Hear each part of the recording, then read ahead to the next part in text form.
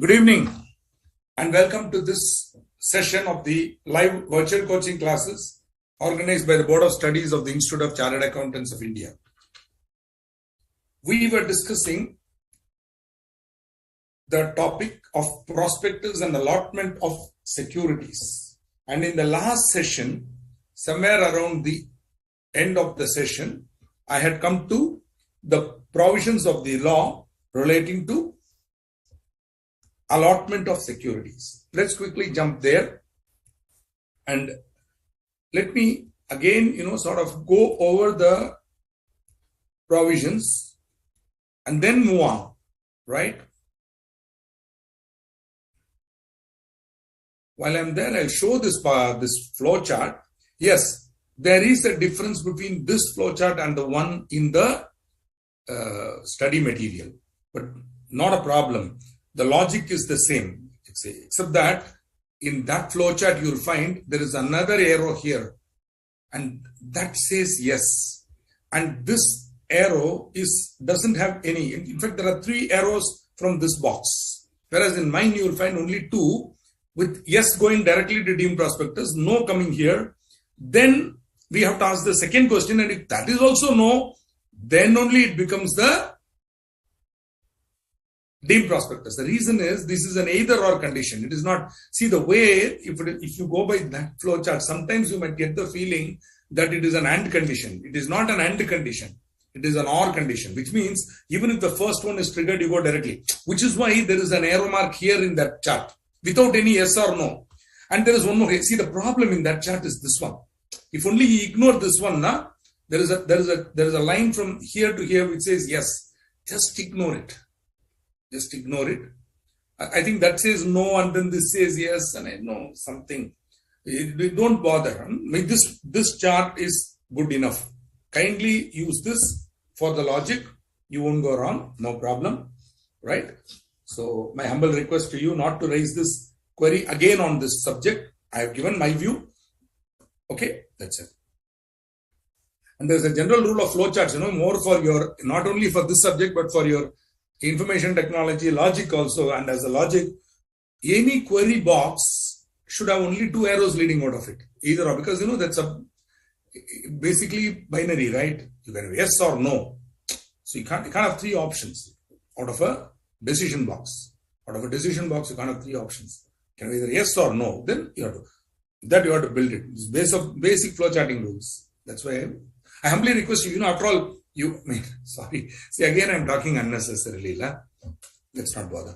Let's go on to allotment of securities. Yeah. Allotment. Let's go through this slide, which possibly summarizes our thoughts fully, which is basically the preconditions before you can allot securities. One condition is, which is not here, is that the shares should be listed on a recognized stock exchange. We saw that section 40, right? Section 40, the shares should be listed on a recognized stock exchange. One more is the minimum amount to be subscribed. The minimum amount is to be, the minimum amount is to be subscribed, which is 90% of the issue size. There is the amount of the issue should be received within 30 days. Also, the application money should not be less than 5% and it should be fully received. Okay, it should be paid and received by the company. If this is done, then you can allot.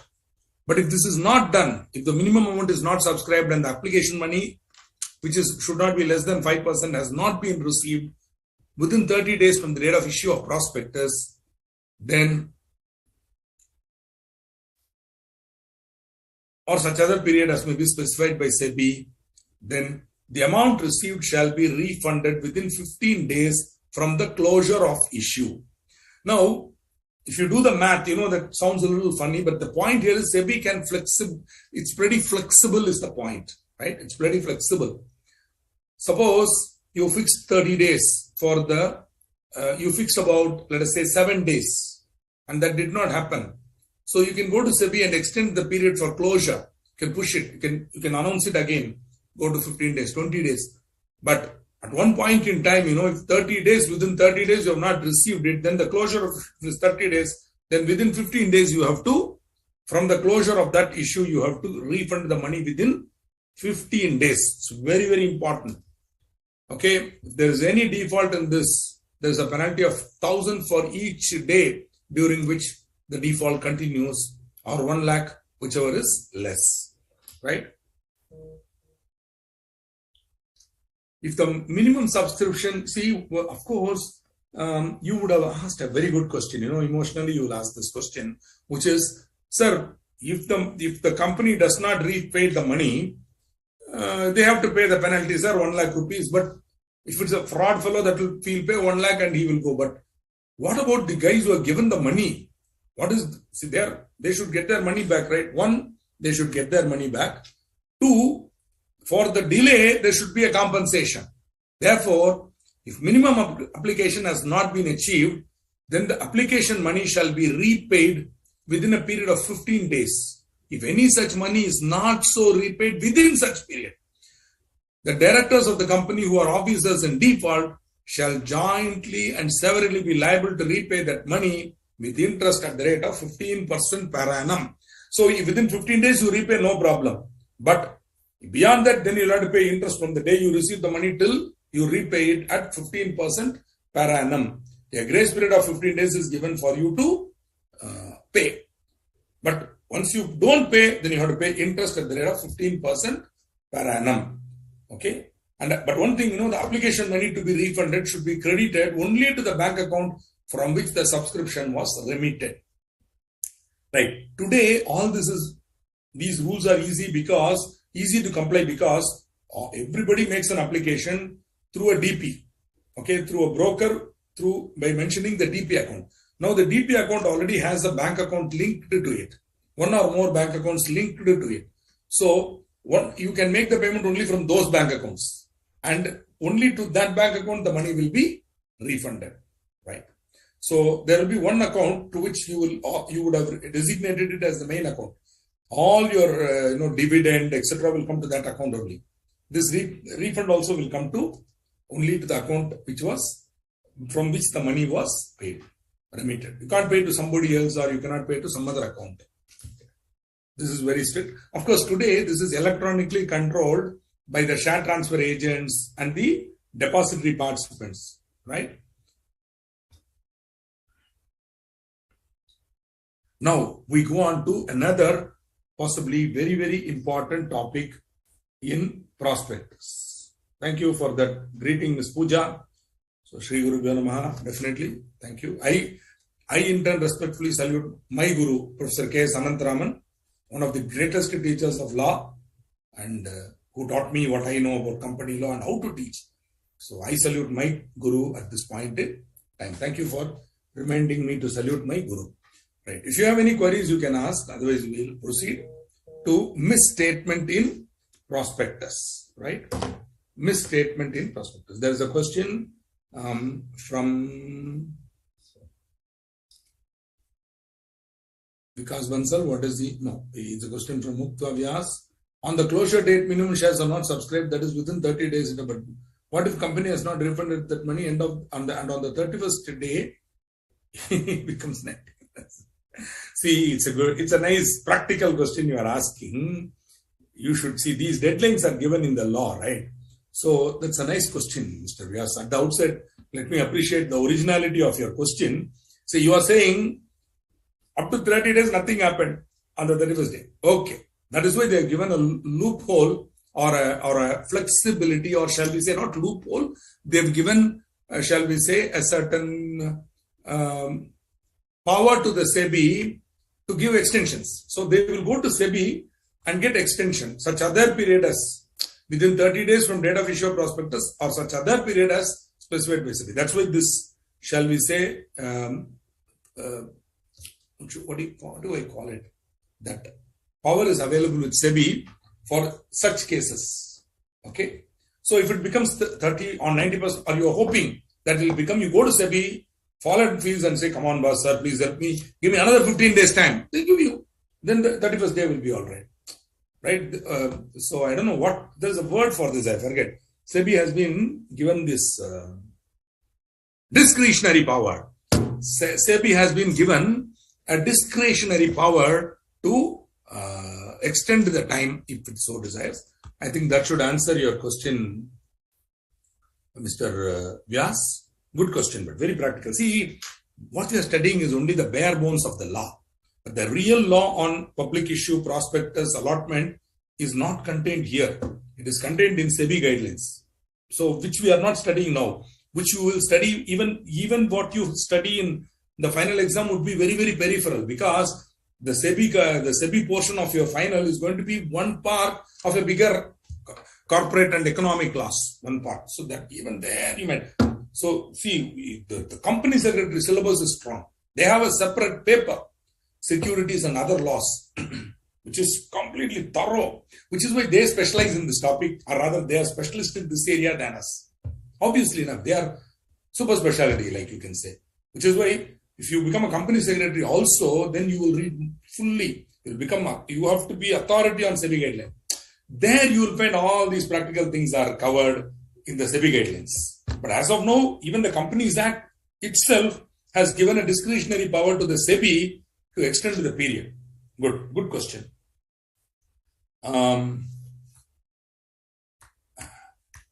Why directors are liable instead of company? Company is also liable. How do you say company is not liable, Mr. Bansal? Company and every officer. Officer includes director, CFO, company secretary, KMP, all the KMPs. So officer in default.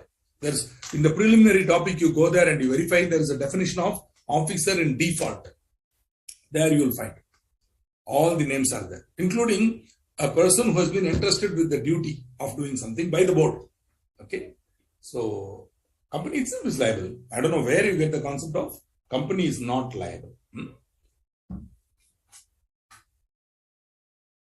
Can a holding company acquire a subsidiary company which is against its objective class of its? Example, ABC Steel Company acquiring any alcohol company.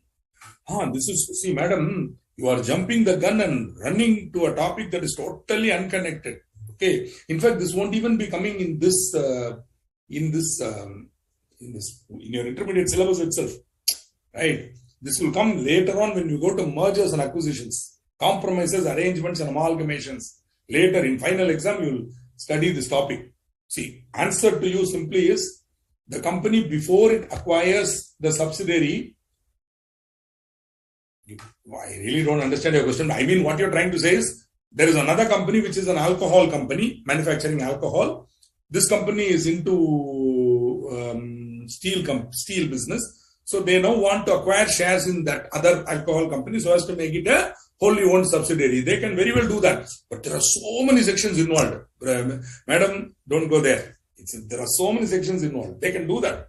It is not an impossibility, but at this level of your learning of company law, don't go there. I'll assure you that it can be done. I will also assure you that the steel company has to include in its memorandum the object class, not for alcohol, but investment in other companies. That's all. Because, see, the steel company is going to continue to do steel. The alcohol company is going to manufacture alcohol. That alcohol company should have memorandum alcohol. Very importantly, suppose the steel company is going to the public and raising money for acquiring that alcohol business, nothing wrong in that. Strategically, see, what is that? We got conglomerate companies like ITC, for that matter, the Tata Group, Reliance and all, these are all conglomerate. Wipro, they are conglomerate. Conglomerate means they are engaged in multiple businesses.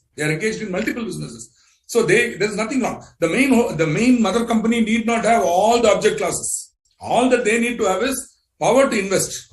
And that is controlled in your final syllabus. You learn about section 186. Lot of sections are there. Powers of the board. Hey, why are you jumping to them? But believe me, it can be done. There is no need. But okay, my point.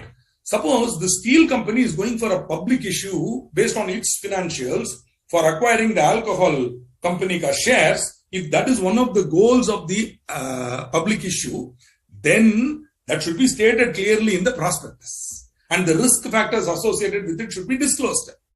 And the financials of the alcohol company should be given. The valuation of the alcohol company ka shares should be disclosed. So all these disclosures will be done by SEBI. And of course, the merchant banker will do all this. Nothing wrong in that. You are, in one question, Poojaji, you have taken me to the ultimate, topic, which is, you will come to final and you will study it. It's a complex area. Abito, you just know these things, it's enough. Because think about it. You are going to the 5th floor, knowledge. First you build the foundation, then first and second floor, slowly you will come there. But to answer your immediate question on prospectus, there should be a clear disclosure in the prospectus about the fact that this money will be used for acquiring shares of a alcohol company. The company ka balance sheet, that company ka balance sheet should be given, financials audited, and the valuation report should be enclosed. All these are important disclosures and things like that. And of course, the board of directors should pass a resolution. The members should also pass a special resolution under that section 186. All that has to be given here. You understand? So that is all that. All these compliances have to be disclosed in the prospectus, so that a person acquiring the shares through the prospectus should be given all the information that he needs. So if they don't tell this and they quietly take money by saying we are going to invest it in the steel business, and then they go and invest it in this alcohol acquisition, that is a fraud, which is what we are going to talk about in misstatements. Very good, Pooja. That's my children also studied in a school where they were taught to wish teachers this way. Yeah. Okay. Is it compulsory to issue every listed company a prospectus? Is it compulsory to issue every listed company a prospectus? No need. Later on, we'll be seeing private placement, Naji. Akshat ji, we'll be seeing private placement. A little bit bar, we'll see that.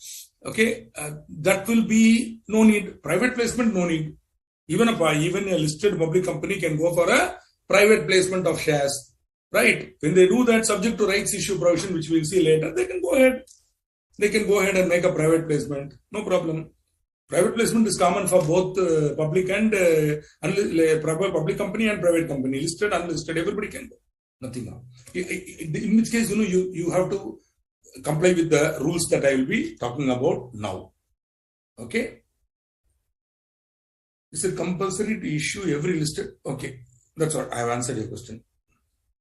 Sir, public companies whose shares are listed, their share rotates in the market once issued. But sir, if I think that question has been cut out. Yes, public companies whose shares are listed, their shares rotates, means it fluctuates. The price of the share keeps fluctuating. Is that what you mean? In the market once issued, agreed. Pooja, nothing is irrelevant to this topic. It's not irrelevant. A student may ask a question which has linked with a higher level topic. Nothing wrong. I am only telling you that what you are learning here is only one part of a bigger knowledge. Madam, after you finish, all of you finish your CA, you people are going to be engaged at the highest level in the financial, finance area, where you will have to combine all this knowledge. So when you go there in mergers and acquisitions topic, you cannot forget prospectus, what I taught you now. Or possibly I will teach you mergers and acquisitions in final. At that time, you cannot say, sir, prospectus, inter-syllabus, sir, I forgot. You cannot say. You will have to remember that disclosures in prospectus are very, very important. In fact, if you want me to summarize the entire topic on prospectus in one word, if you want me to give it in one word, I will say disclosure, disclosure, disclosure. If you disclose it, you are safe. If you hide it, or if you give a wrong information, you are in deep trouble, which is what we are talking about when we come to misstatement in prospectus. Okay. Vyasji, you might want to type out your question again, because it got cut. When it's coming to me, it's cut. I'm not able to see. The last three words are but, sir, if. After that, I don't see anything in my screen. Maybe if you don't mind, copy paste it and type it out. I may get it again. I will answer your question. This question seems to be relating to some fluctuation in the market.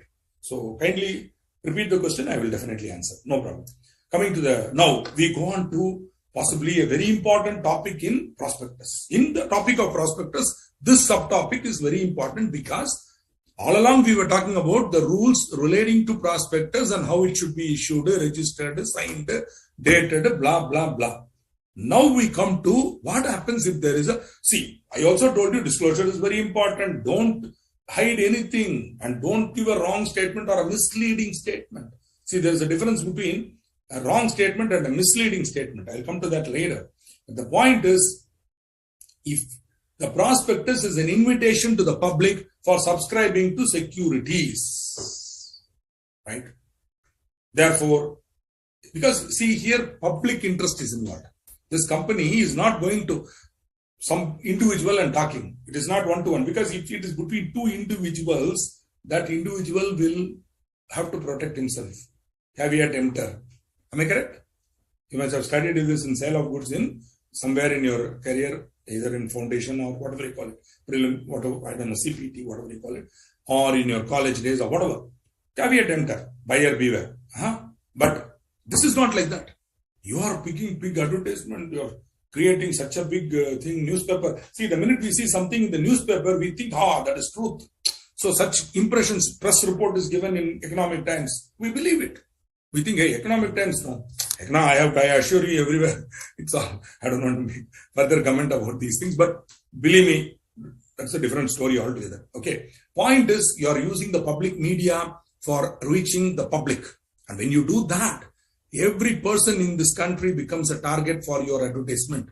If so, every statement made in the prospectus should be true and correct, not true and fair. True and fair for you and I when you are signing balance sheet. Don't worry about that. True and fair, I will explain it. When you come to accounts topic, I will explain it to you. But right now, it has to be true and correct. You cannot say, approximately I am giving. Sorry, it has to be correct. So thus making a false, opposite of true, or inaccurate, opposite of correct statement is a misstatement. Omission of material facts would also be a misstatement. Omission of material facts would also be a misstatement. Okay, be careful. Omission also. I may tell something which is false or inaccurate, or I may not tell something which is true. This particular topic is closely linked to fraud in Contract Act. Many cases in prospectus misstatement are basically fraud cases under the Contract Act. Why? Because remember, at the root of issue of prospectus and allotment of shares is contract. The prospectus is an invitation to treat. The application is an offer. The allotment is the acceptance. So the rules relating to Contract Act will come here. So if somebody has been induced to enter into a contract by making any false statement, it's a fraud. Okay. So that will also come here. Limit of minimum subscription, madam, is 90% of the issue amount to be received within 30 days. Okay, minimum. That is the limit for, right? So, moving on.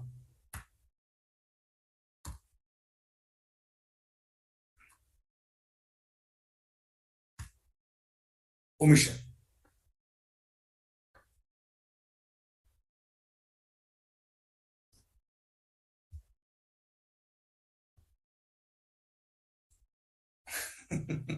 I want to tell a story from the Mahabharata, but the person who has asked this question will get irritated if I tell. The last questioner will get irritated if I tell the story because it will go outside of the topic, but I will still tell it. It is a small episode in the Mahabharata war where Drona is fighting, he is leading the armies of the Kauravas.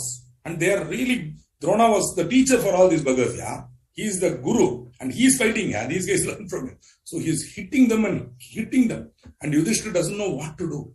Arjun is doing his best, right? But what can he do? He is his own guru there. And even Arjun is a little hesitating to fight his own guru.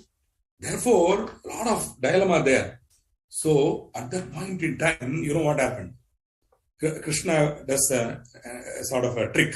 He goes to Yudhishthira and tells him, go to Drona when he is fighting somewhere near him and then shout, Ashwattama Hataha.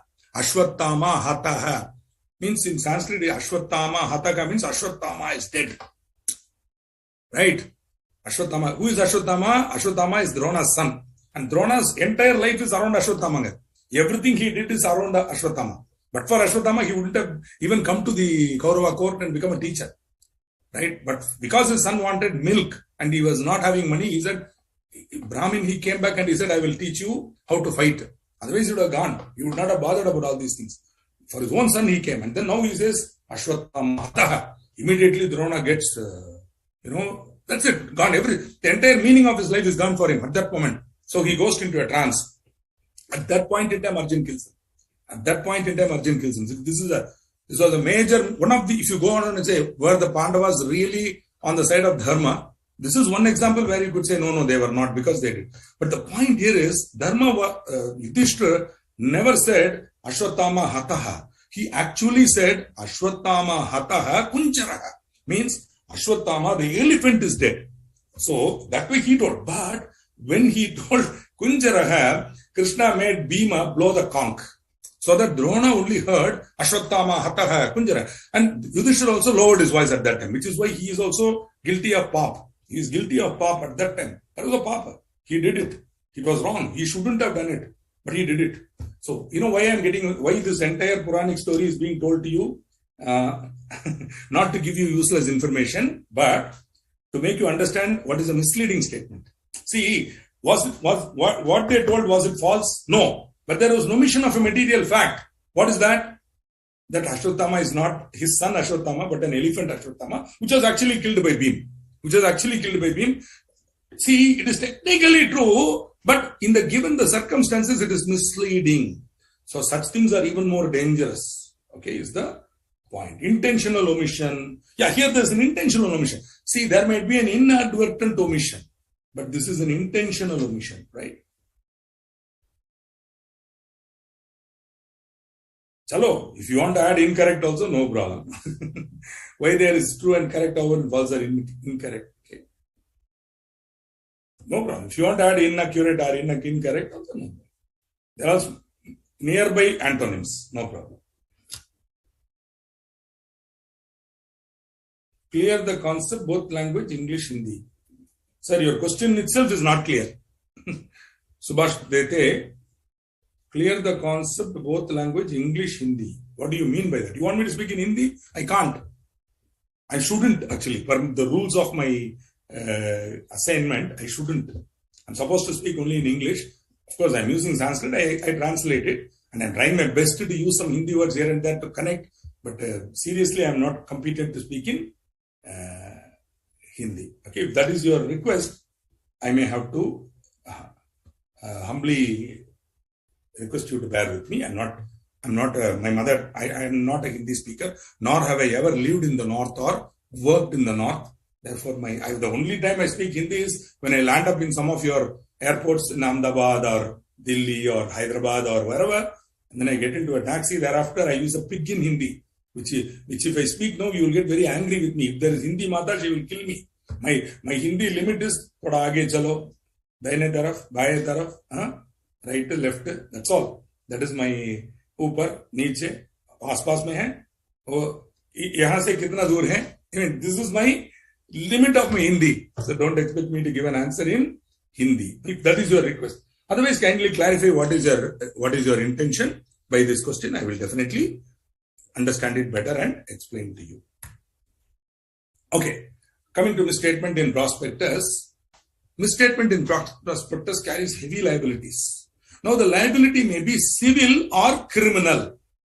So, very important for you to understand. It's very important for you to understand the meaning of the word civil and criminal. Civil liability is towards persons. Criminal liability is towards the society at large. Civil liability is paying compensation to those persons who are affected. Criminal liability is being punished by law for violating the law. Now, let's take a simple example.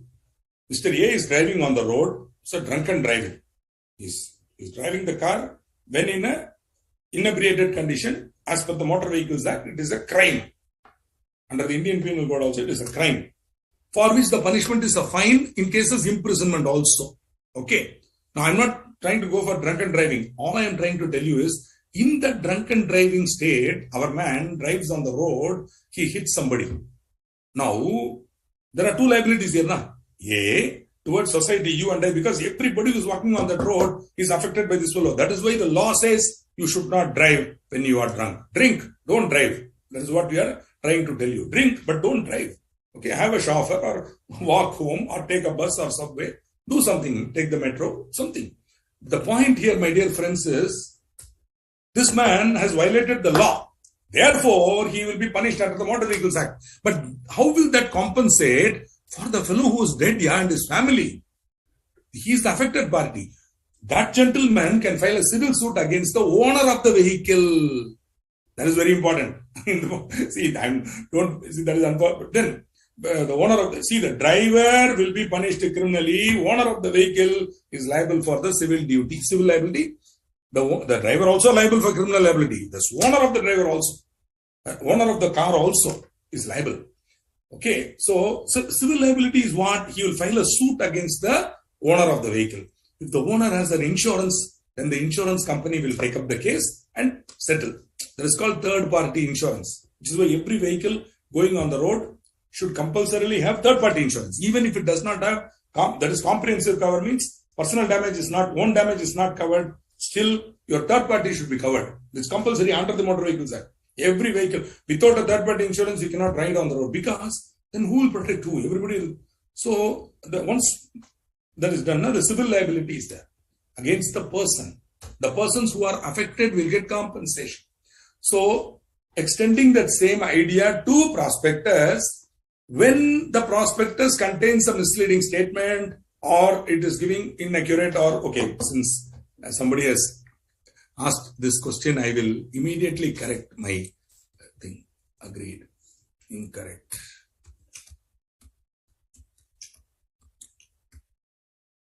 Okay. So, good. We can, thank you. Agreed. Near antonyms. Okay. So, when there is a false or incorrect or inaccurate statement in the, prospectus, definitely there is a criminal liability. Every person who has authorized the issue of that prospectus to the public, except SEBI. SEBI specifically excluded. SEBI is specifically excluded.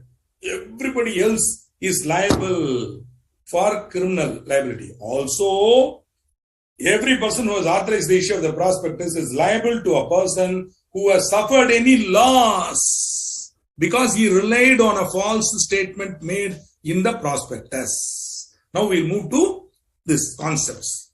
So, Section 34 of the Companies Act 2013 talks about criminal liability.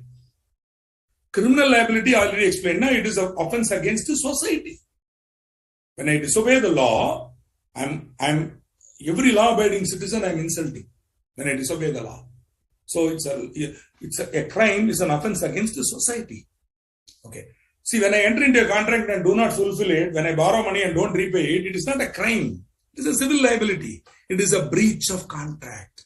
A breach of contract, civil remedy only is there. You can file a suit against that person.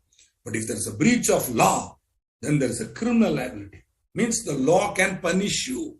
Punishment can be by way of fine or it can be by way of imprisonment. Right? So in India, the criminal liability law is contained in what we call the Criminal Procedure Code, which was amended in 1973. The CRPC. If you are going to become a police officer, IPS and all, you should be thorough in CRPC. CRPC governs how the police proceed. The minute a crime is committed, there is a way it has to be approached.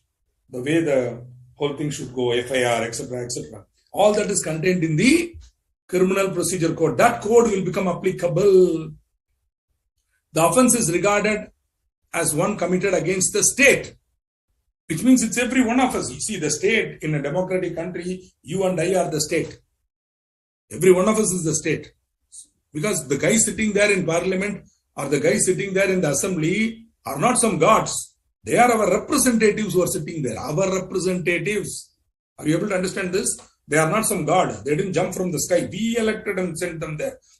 Instead of you and I specifically going and sitting there, my MP is sitting there, my MLA is sitting there. He is my representative, right? So any offense committed against the state is committed against every one of us. And the law will ensure that he is punished and made an example. I mean, this is the glorious hope of jurisprudence. This is the glorious hope of constitutional law. Whether that happens in reality or not, don't even bother to waste your time asking me a question. But, right, moving on.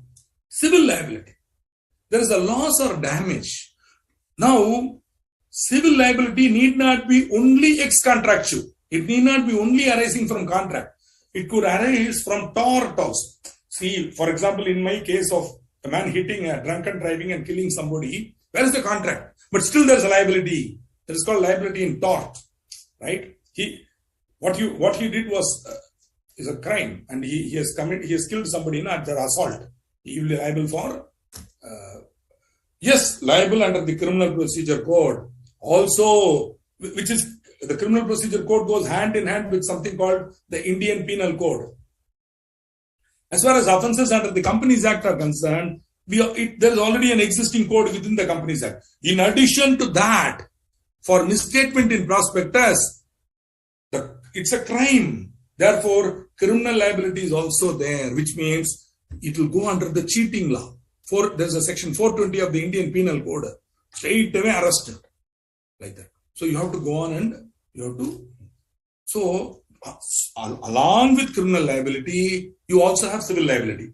Means those people who have authorized the issue of the prospectus. See, you cannot say, I didn't know, I'm not aware, blah, blah, blah. Your name is there in the prospectus, either as a director, future director, prospective director, promoter. You have authorized it in some way, expert, whatever. Then you are liable. But expert, we'll be seeing the differences a little later. But right now, the liability is there.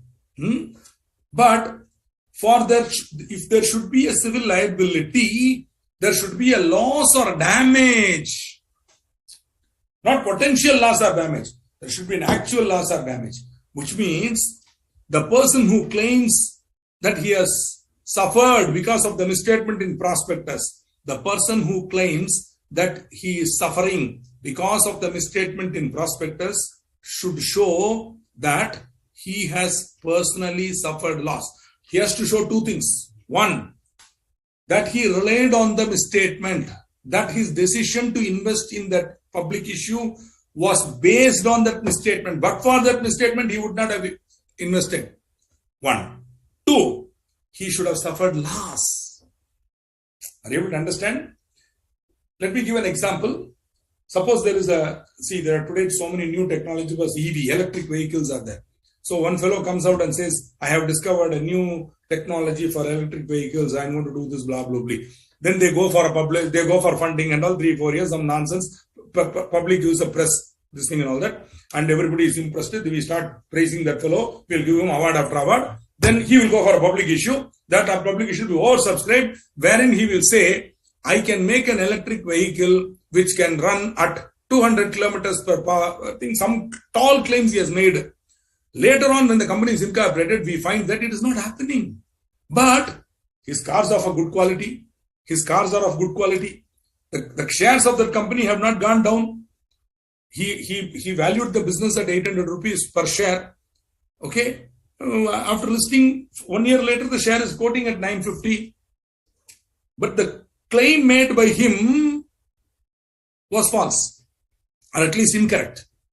But the public, once the cars came to the market, they said, "Chalo, he made that claim right, but still the cars are good. We'll buy them," and company became good. I'm giving you. So where is the loss or damage is what the court will ask.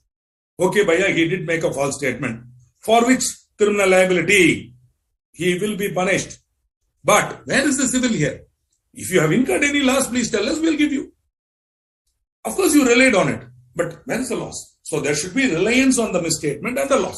Suppose in the same case, Swallow was a fraud and the cars never were manufactured. The company went into liquidation within 2 years. Then both criminal liability and civil liability. Because, the share value now will become minus, less than 10 rupees. It will become a penny stock. Whereas I invested 800, when you $800 in the public issue, now it has become 8 rupees. That is my loss. If you are able to prove the loss, you can claim damages from the person, right? So this is very important precondition for thing. Okay, thank you. Thank you, Ms. Pooja. Thank you. Okay, now this is another concept. This is another concept. In addition to these two, Companies Act has introduced a third concept. This is fraudulently inducing persons to invest money.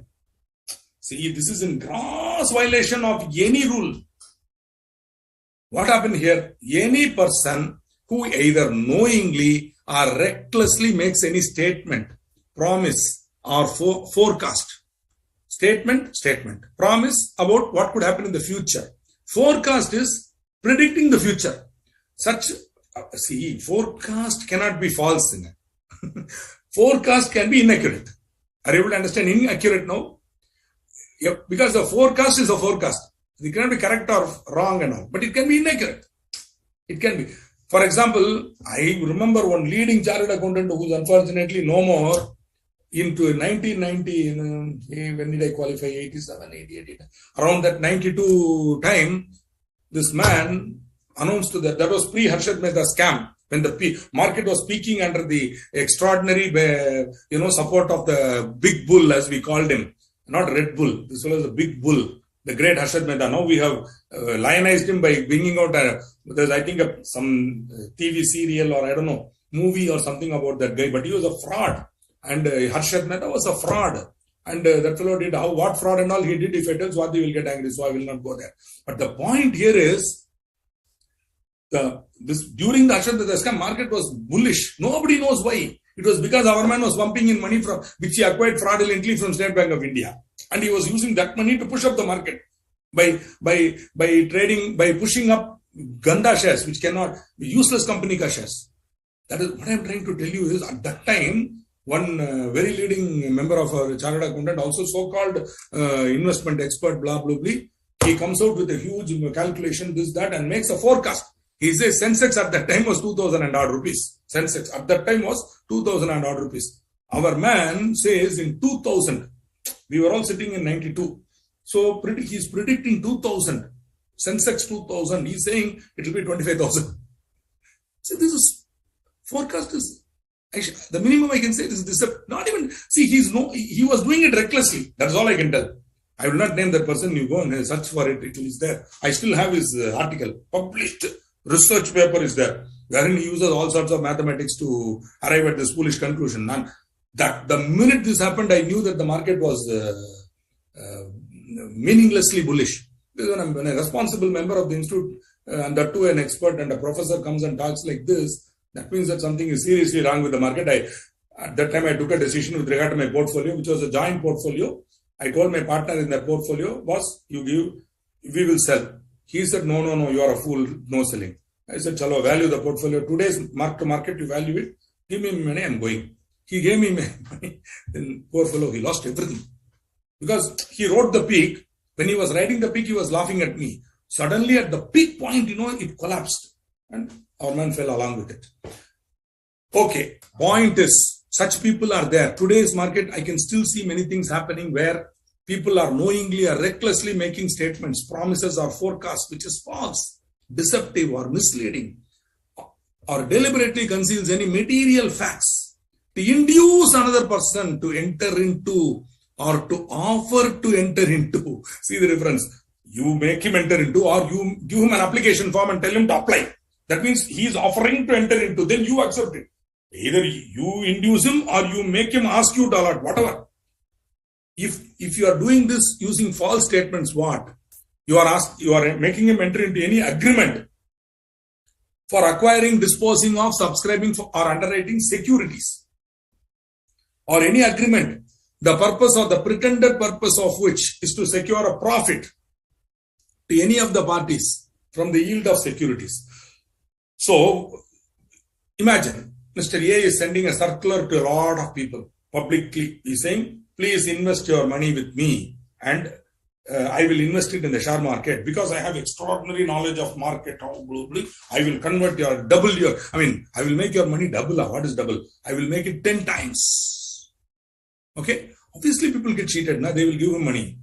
So, he might take it as, he may either float a company and take shares, or He may even take money directly for the purpose or the pretended purpose to secure a profit from the yield of security or by reference to fluctuations in the value of securities, or any agreement for or with a view to obtaining credit facilities from any bank or financial institution.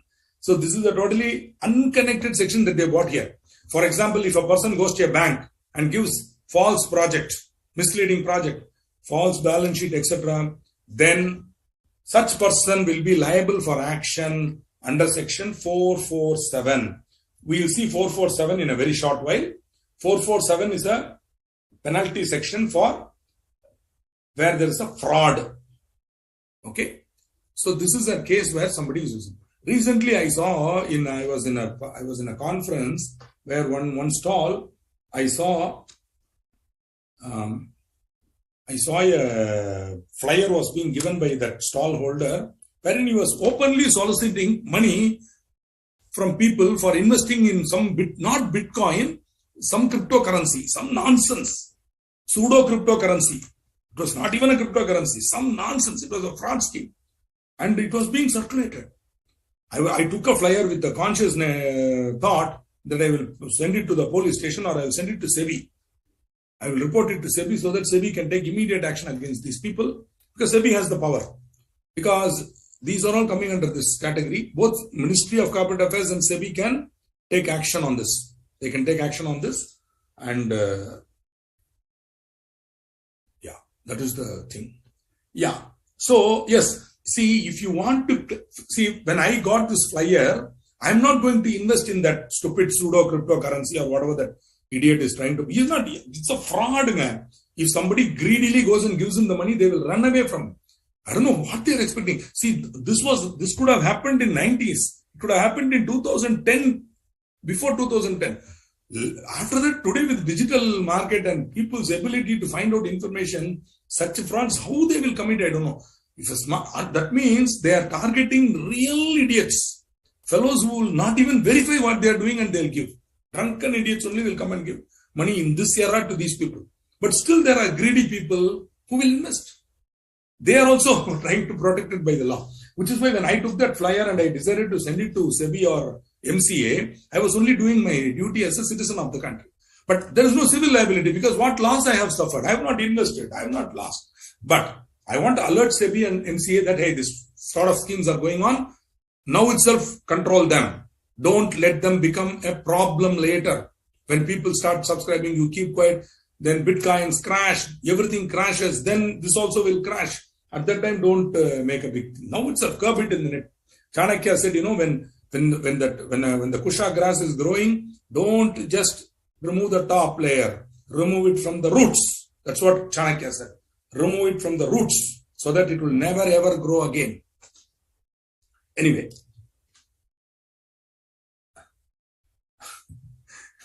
Banks को या financial institution को नगी चिट्टा क्या की false balance sheet.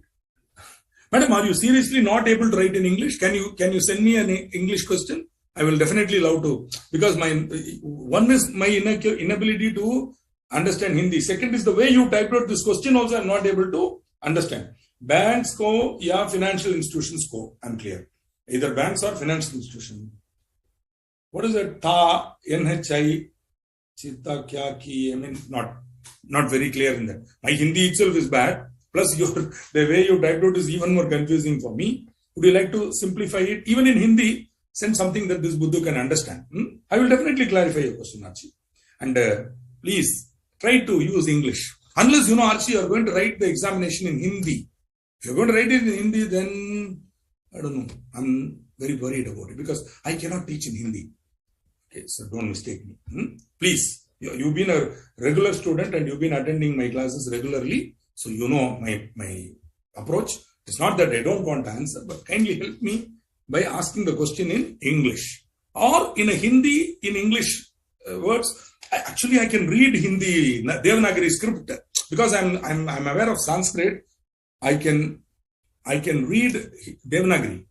Even if you want to type out Devanagari, but then if I cannot understand a word or two, I will try to find out and I'll answer. Okay. I can understand Hindi to an extent where I can make out the meaning and all, but can't speak. But this your English anglicized Hindi is not at all clear to me. Okay, kindly don't mistake.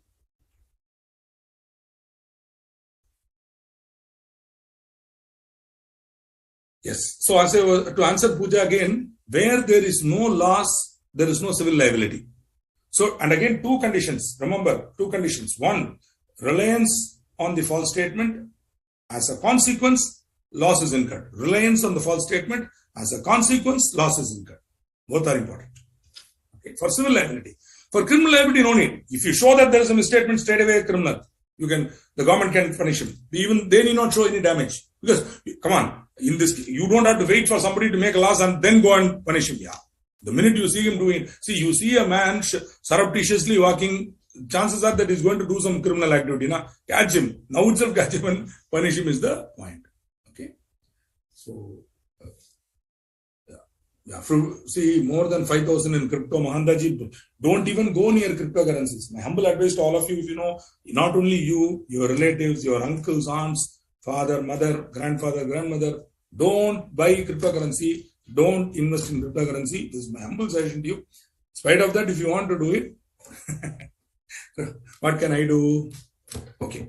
Now, sorry, Archie, my highest respect for Hindi, nothing to do with, again, I'm not anti-Hindi or anything like that. This is my personal inability to speak Hindi or understand Hindi. That is my problem, right?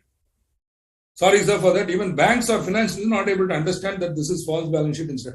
Maybe you're right. See, after all, but you know what? Once they come to know about it, then they will take action. Okay, when they will come to know about it, see what will happen. This guy, when he's making the application to the bank, he would have given a CMA data. Okay, continuous monitoring is there, assessment. That CMA is there. That's a totally different concept, which is being absolutely, the banks don't know how to handle it. It is a continuous monitoring, whereas it is meant to be done quarterly. Whereas only at the time of renewal, they will ask for it. And at the time of renewal, if our man gives false projections, see, that's why the word forecast is also used. False projections of sales and all. How will we know? Only when the actual sales is not done, we will know that this is false. So at that time, the bank will take action. Also, sometimes the balance sheet, how they will falsify, the current assets will be overstated and liabilities could be understated. But today, believe me, no member of the institute is going to oblige. No member of our institute will oblige. Gone are the days. No chartered accountant worth his salt will sign such nonsense papers. Never. Because it's not worth it. One. Two, sometimes what happens, in one case, I remember one gentleman, good friend of mine from a south part of the country, he came to me with a real problem. I advised him. He got support from another senior member of our institute and he won the case in the disciplinary proceeding. But rather he came out of the disciplinary proceeding in a good way. Point here is what happened. His signature was forged. The bank accepted that. His signature was forged. Bank accepted that. Subsequently, when the bank found that it is not, this big account became an NPA. At that time, the bank took criminal action against the promoters, not under this section, under the CRPC itself. And the bank also took disciplinary proceeding against the member. At that time, he could not prove that. Then we gave him many other suggestions. Then alternate methods were used to show that it is not a signature and all that. Today, Institute is giving us one of the best ways of protecting ourselves. It is called UDIN. So every member has a unique identity. I have my own digital signature and I have a password and it generates a single-use OTP, using which I generate one unique number, UDIN, unique identity number, that I will attach it along with the certificate so that I have control over it. Nobody else can generate my UDIN. Okay. And that UDIN should be mentioned in that certificate. If that is not tallying, stay away, I'm safe. That's all. Once this happened, some stupid fellow called me and said, we are told that your firm has signed. I said, chalo, you're saying I have signed now. Can you tell me what the UDIN is? The minute I told UDIN, he kept the phone down because he knew that he can't play that game anymore. Because UDIN, nobody else can generate. And I have not generated it. So how will he get a UDIN? You won't have a UDIN. Okay. Or he will generate from some other member. Now then that member you go and catch. Yeah? Merely because my name is put there, you can't take me. You see who has generated the UDIN. That digital signature is owned by another member, right? Go to him, not me. Okay. Merely putting my name won't help anymore. Okay. So this is how it is. One more thing that regarding CRPC, somebody has asked a good question. I think I mentioned it. Now, CRPC, originally 1908. Now that you have started me on this, even though it is useless, I will tell you this. The Criminal Procedure Code is the brainchild of the great man, Lord Macaulay. Macaulay drafted Indian Contract Act, Indian Penal Code. So many sale of goods, so many laws were drafted by Lord Macaulay, including the Criminal Procedure Code. That's why 1908, Indian Evidence Act was Lord Macaulay. That's a bigger talk. I don't want to go there. Maybe when we get to the Contract Act, I will sing the praise of Lord Macaulay. Even at the cost of irritating a few of you who will give another argument for Macaulay that he agreed. But we'll come to that later. Right? Now the point here is, many of Macaulay's laws have never been amended. For example, Indian Contract Act was rarely amended. Only one amendment was there. That too, because of the Information Technology Act, they made one amendment. It's the reason. After that, never have his enactments been touched. The CRPC, because of certain change in the procedure, all that, they changed it in 1973. So that is why it's 1973 and not 1908. Okay. So Civil Procedure Code 1908, it remains the same. Can you imagine? They couldn't touch it. Even now, the high courts, the magistrate courts, every court operates under the Civil Procedure Code. It has orders and rules. Order 1, rule 2, like that. Okay. Anyway, don't worry. In our syllabus, it's all not there. But if you are studying company secretary, yes, you'll have a separate. They have general laws and procedure. General laws and which is completely Civil Procedure Code. Criminal Procedure Code. To an extent, they will study it. Which is why, CS and CA is a deadly combination. Especially if your goal is to become a senior finance or CFO or whatever, director of finance and all, deadly combination. It's a deadly combination. CACS. Check it out. Okay, don't ask me any questions on that. As usual, it's one more useless information given by Srikanth. Just for your information. That's all.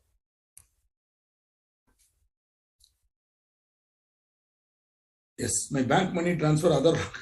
I inform bank, but not about. Anna, Subhash, don't waste our time. Other people will get angry. I will not answer your question. Okay, so 100% unconnected question. Please don't. But only one word I'll give you. Check up if you can go to the Banking Ombudsman. The Reserve Bank of India has in their website, you will find there is something called Banking Ombudsman. Okay. That is the best way to go on this matter. Banking Ombudsman. Got it?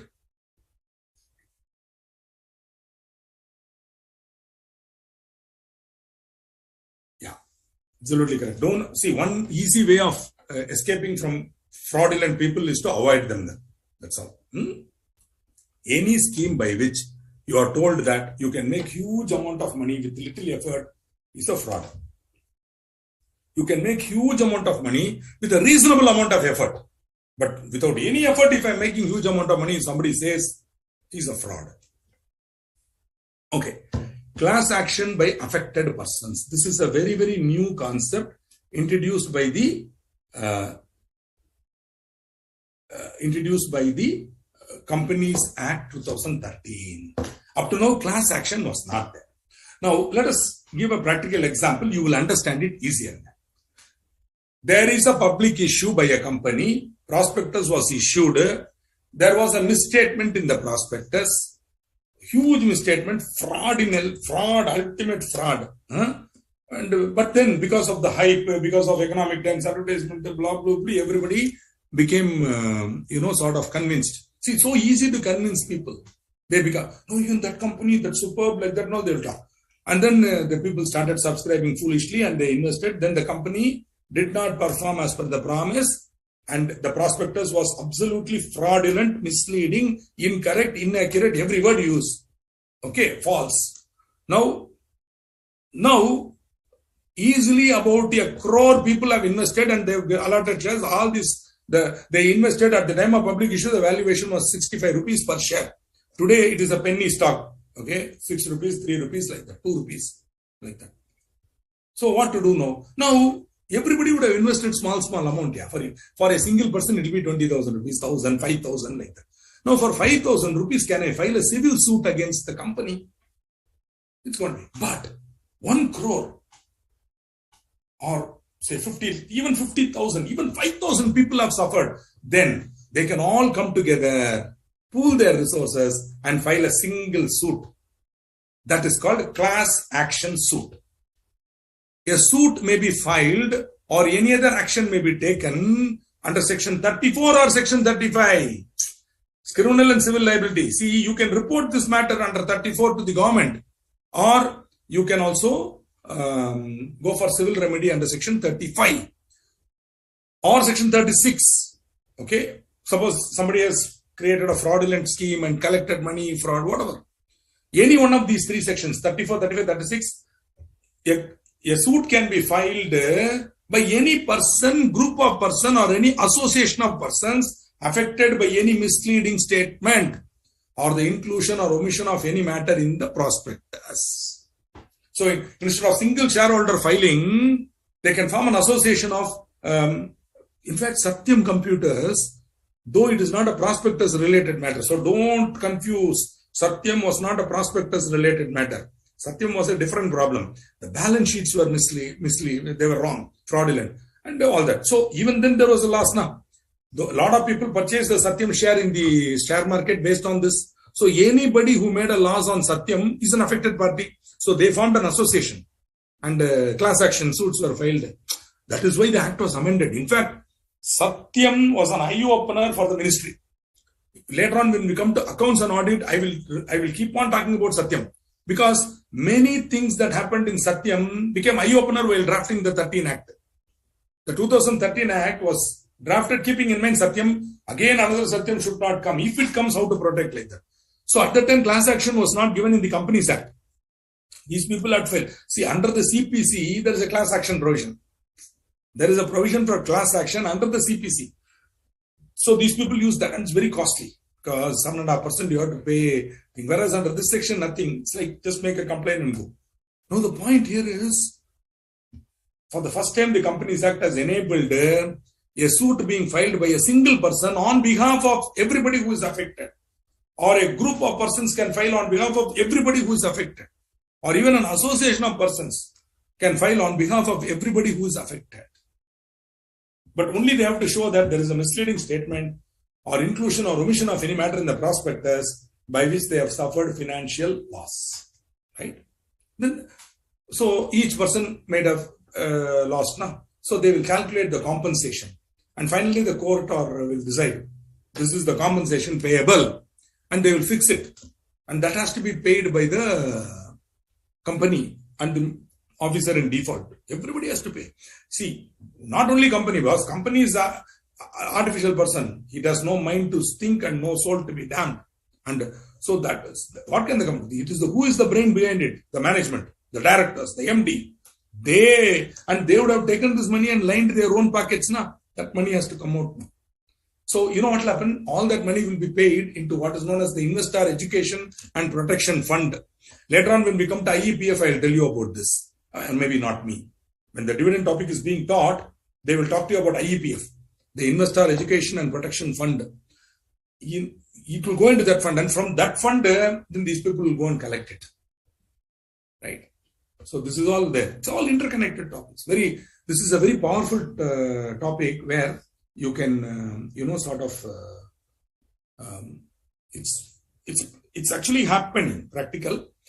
But many times, the merchant bankers, the promoters are so smart that they will never make any false statement.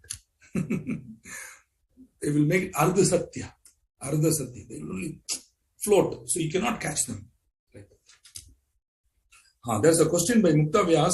He's still caught in that 90% problem. Sir, in order to fulfill that, can a company itself subscribe, sir? No, sir. How is it possible, sir? Company cannot purchase it. Company can buy its own shares. But how company can allot shares to itself? Yeah.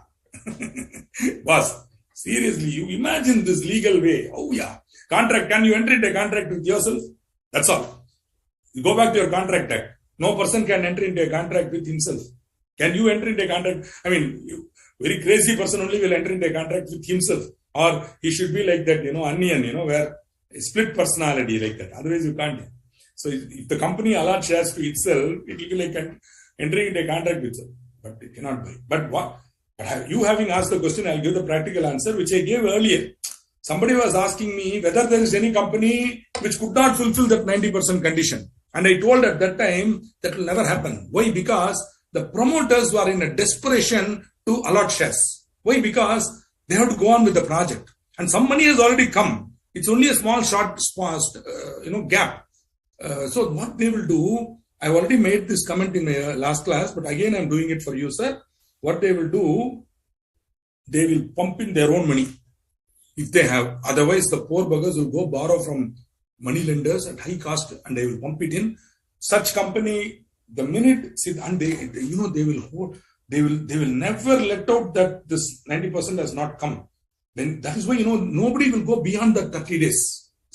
These are all practical things. You can ask a question sitting in the class, online or otherwise. But in reality, sir, it is people's money. The promoter has struggled. He has spent so much money for this public issue.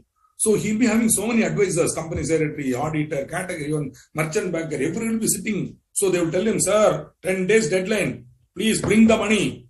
Otherwise you cannot make the allotment and you have to refund this remaining money. So they will warn him. So he will go around desperately to Mumbai, beg from all these mandiwalas. He'll go get that money at huge interest and pump it in. Tell me, such a company, how it can make money? From day one, it is debilitated. The promoter will be more interested in taking the top-up money out, on which he is paying huge interest. So all sorts of nonsense will happen in that company. But to my knowledge, no promoter will ever allow the allotment not to be made. And he will not wait for 30 days, 31st day and all. See, boss, it's like a movie, ma. Once we announce the public issue, within the first 3 days, we will know its fate. 7 days, 4, 5 days, we will know its fate. If it's bombed, bombed. Whereas if it's too successful, it will be too successful within the 5 days. If in the 5 days, you don't get response. Okay, you'll know by then what's going to happen. So before the issue, and again, the real, the money will start flowing in last 24 hours. Fellows, they'll wait till the last moment and then suddenly, the money will come. But if that doesn't happen, then you got 30 days now for receiving the minimum subscription. During that time, you will extend the closure date, then you will start going to brokers, all sorts of, there are methods for that. Mumbai has a lot of people who are willing to fund you on that. They will fund you. And I can give you names of banks, companies which have done that, including your great S Bank, the so-called S Bank. They did it. So I've seen those applications. With my own eyes, I've seen those applications. Okay, so they will falsify applications and push it in. They will pump in the money and all sorts of money laundering also will happen in that method. So something like that. Okay. Class action means that any person file case against the fraudulent company. No, sir. See, that person or group of persons or association is not filing only for themselves. They are filing it on behalf of all the affected persons. So single person or group or association is filing on behalf of everybody. So even though you have not joined that group, if you are able to show that you have suffered a loss, you will also be entitled to claim compensation because you belong to that class now. So once the case is decided and they will publish in the newspaper, so-and-so class action suit decided, any person who has subscribed for the share and lost can apply to the IEPF. There will be a form for that. You show your proof, etc. They will collect it. Then the court will fix the compensation per person. So they will say so much per person for per share. So number of based on that you will apply. They will give that money will be credited into your account. So that is called class action.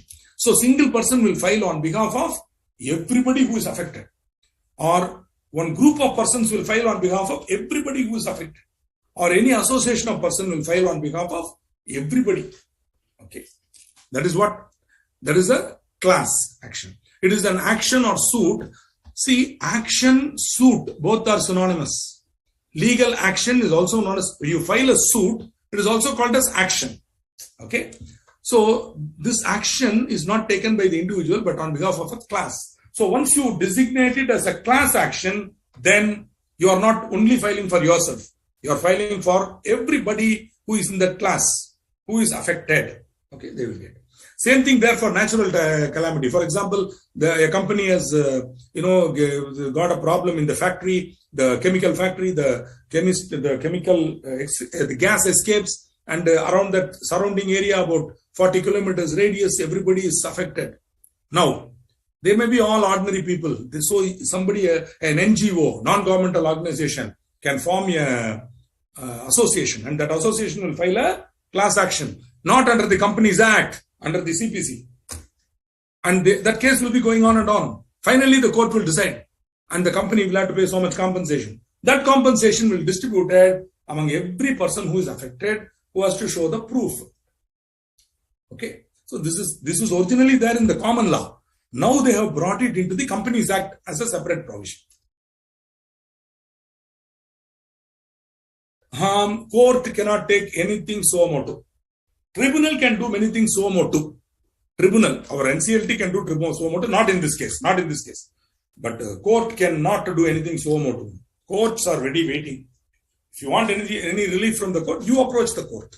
There should be a plaintiff or a complainant or somebody should be there. Otherwise, court will not take action. The suo motu action power is not with courts. But suo motu action, maybe I'm wrong, if then is leading up, maybe there are a few situations, not in this situation. Okay? Maybe I will see, it's a good point. I will check up with my son, who is an advocate, whether court can take suo motu action at all. But in this case, no. Suo motu action cannot be taken by the court. Okay? That is not the root power of court. But it's a good question. There could be one or two situations other than this, where I don't know whether a court can take. I think Supreme Court, sometimes it can. I don't know. Yeah. I don't think courts in India have, any court in the world itself can take a suo motu action. See, court is a bench in there. They are sitting there. You are the citizen. You approach the court. Whereas an executive can take suo motu action. The central government can take suo motu action. Tribunal, being part of the ministry, can take suo motu action in some cases. That too, the section should specify.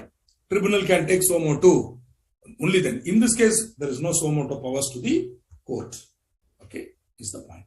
Of course, if there is some huge loss, the people affected should come and do it. Okay. Good question. Again, the answer is given with my limited knowledge of law. Suppose I will find out from my son whether, it's a very interesting question, whether in India courts have suo motu powers at all. Not only for this, anything do they have suo motu power? Can they simply, the court can it issue a, I doubt, I'm not able to see a situation where they can do that. See, because any action against the citizen should be initiated by the executive, by the police officer, by the central government ministry, appropriate ministry. Then this guy should be given a reasonable opportunity of being heard, everything, inquiry, blah, blah, blah. Then finally he is charge sheeted and taken to court, even for criminal. Or else a demand should be raised on him if it's a fiscal matter. And then against the demand, he can go on appeal, etc., etc., etc. So, but suo motu, I don't know. Tribunal has suo motu powers. Tribunal has suo motu powers because it is not a court. It is within the framework of the Ministry of Corporate Affairs. It is within the framework of the Companies Act. So it is a sort of a quasi-judicial body. It's not part of the executive structure. It's not judiciary either. Pseudo. It's a quasi-judicial. So they can take suo motu action, but I have not seen this. I'm not able to understand how it's possible. Why I am making this elaborate explanation, Pooja? Because it's an interesting question. I will try to do some research on this. The legal expenses are borne by that person or the class. See, initially, the legal expenses will have to be borne by the people who are filing the suit. Subsequently, when the case is decided in their favor, then the cost of filing that suit also will have to be reimbursed by the company to the applicants or to the complainants. That finally the cost will be given to them, including lawyer fees, everything has to be paid. Which is called cost, C-O-S-T-S, cost will have to be given. But at the initial stage, they have to pay. Who will pay for it? If you want to file a complaint, you have to pay. Okay, so this is the question, Rekha ji. Now, criminal liability, okay,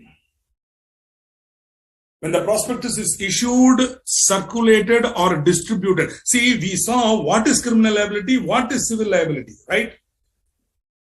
Now we are seeing when the criminal liability will come. You have to satisfy these conditions. Every word is important. Every word is important. The prospectus is issued, circulated, or distributed under Chapter 3. So you have issued the prospectus and it is circulated or distributed. Such a prospectus includes any statement which is untrue or misleading in form or context in which it is included, or any inclusion or omission is likely to mislead. So that is why, to give that example of misleading only, I gave that story from Mahabharata. Misleading, not untrue, but misleading in form or context in which it is included. Okay. In that context, you will think that is what it means. Any inclusion or omission is likely to mislead. Okay. Now, who is liable for criminal liability? Every person who has authorized the issue of prospectus. Okay. The punishment is given in section 447. What is the liability? 447. Huge liability. You will see that.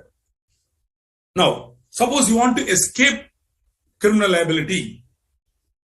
You want to say, hey, I'm not liable, sir. One of the defenses, you stand in front of the court and you have to tell, please, Your Honor, I cannot be punished. What are the things you can say? One, you can say immateriality. That statement or omission was immaterial. Immaterial means too insignificant. See, maybe while giving some data, you are given one decimal place, or okay, 2 crore 55 lakhs 340. You told 2 crore 67 lakhs, right? Because of this, your opinion was everything. No, this is immaterial. Okay, on that immaterial matter, no, you cannot create a fuss. But that immateriality will be decided by not by you and I. We can only raise the defense. Finally, it's the court which will decide the immateriality. But immateriality is a defense. For example, even in audit, when they come to us and say, look here, we can say, come on, what happened? One expense was not provided for. What is the value of that expense? 3,000 rupees. Right, sir. What is the turnover of this company? 30 crore. Tell me, sir, is the profit materially overstated or understated because of this? Materiality. Okay. So same logic works here also. So what is material will differ from case to case. Do not ask for a definition of materiality or do not ask for a definition of immateriality. It cannot be given. Every case we'll have to see what is the, based on the parameters, totality of the picture, you have to see what is this item, you have to see, then see how much it is linked, then you have to see. So please do not put a question, sir, what is immaterial? I cannot tell you. If you come to auditing paper and I am teaching materiality, and you keep on asking me, sir, give me a yardstick for materiality, I cannot give you. It will differ from case to case, context to context. Okay.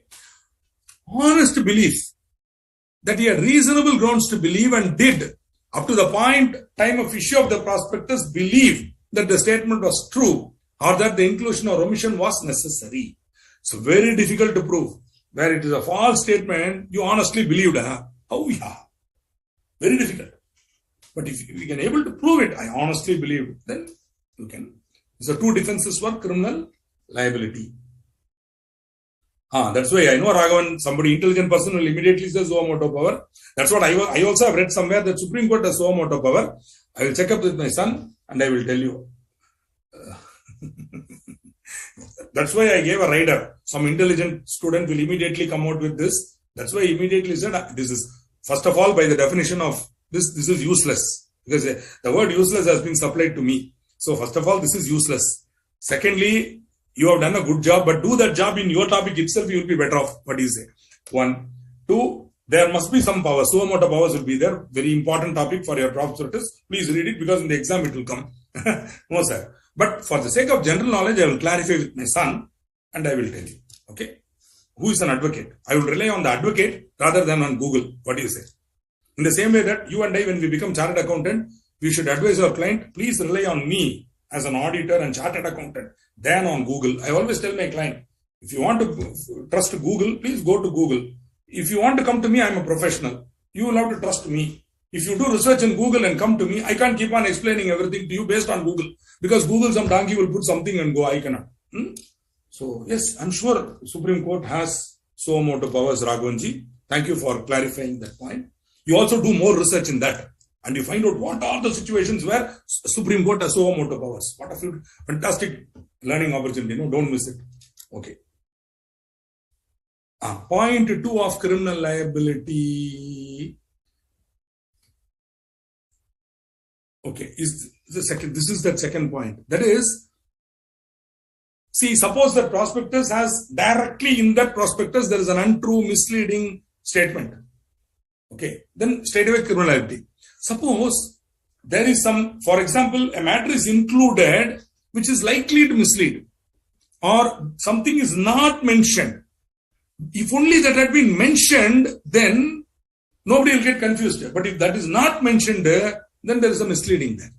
What do you say? For example, one extreme case of not including or omission is, suppose there is a huge litigation against the company. Suppose there is a huge litigation pending against that company.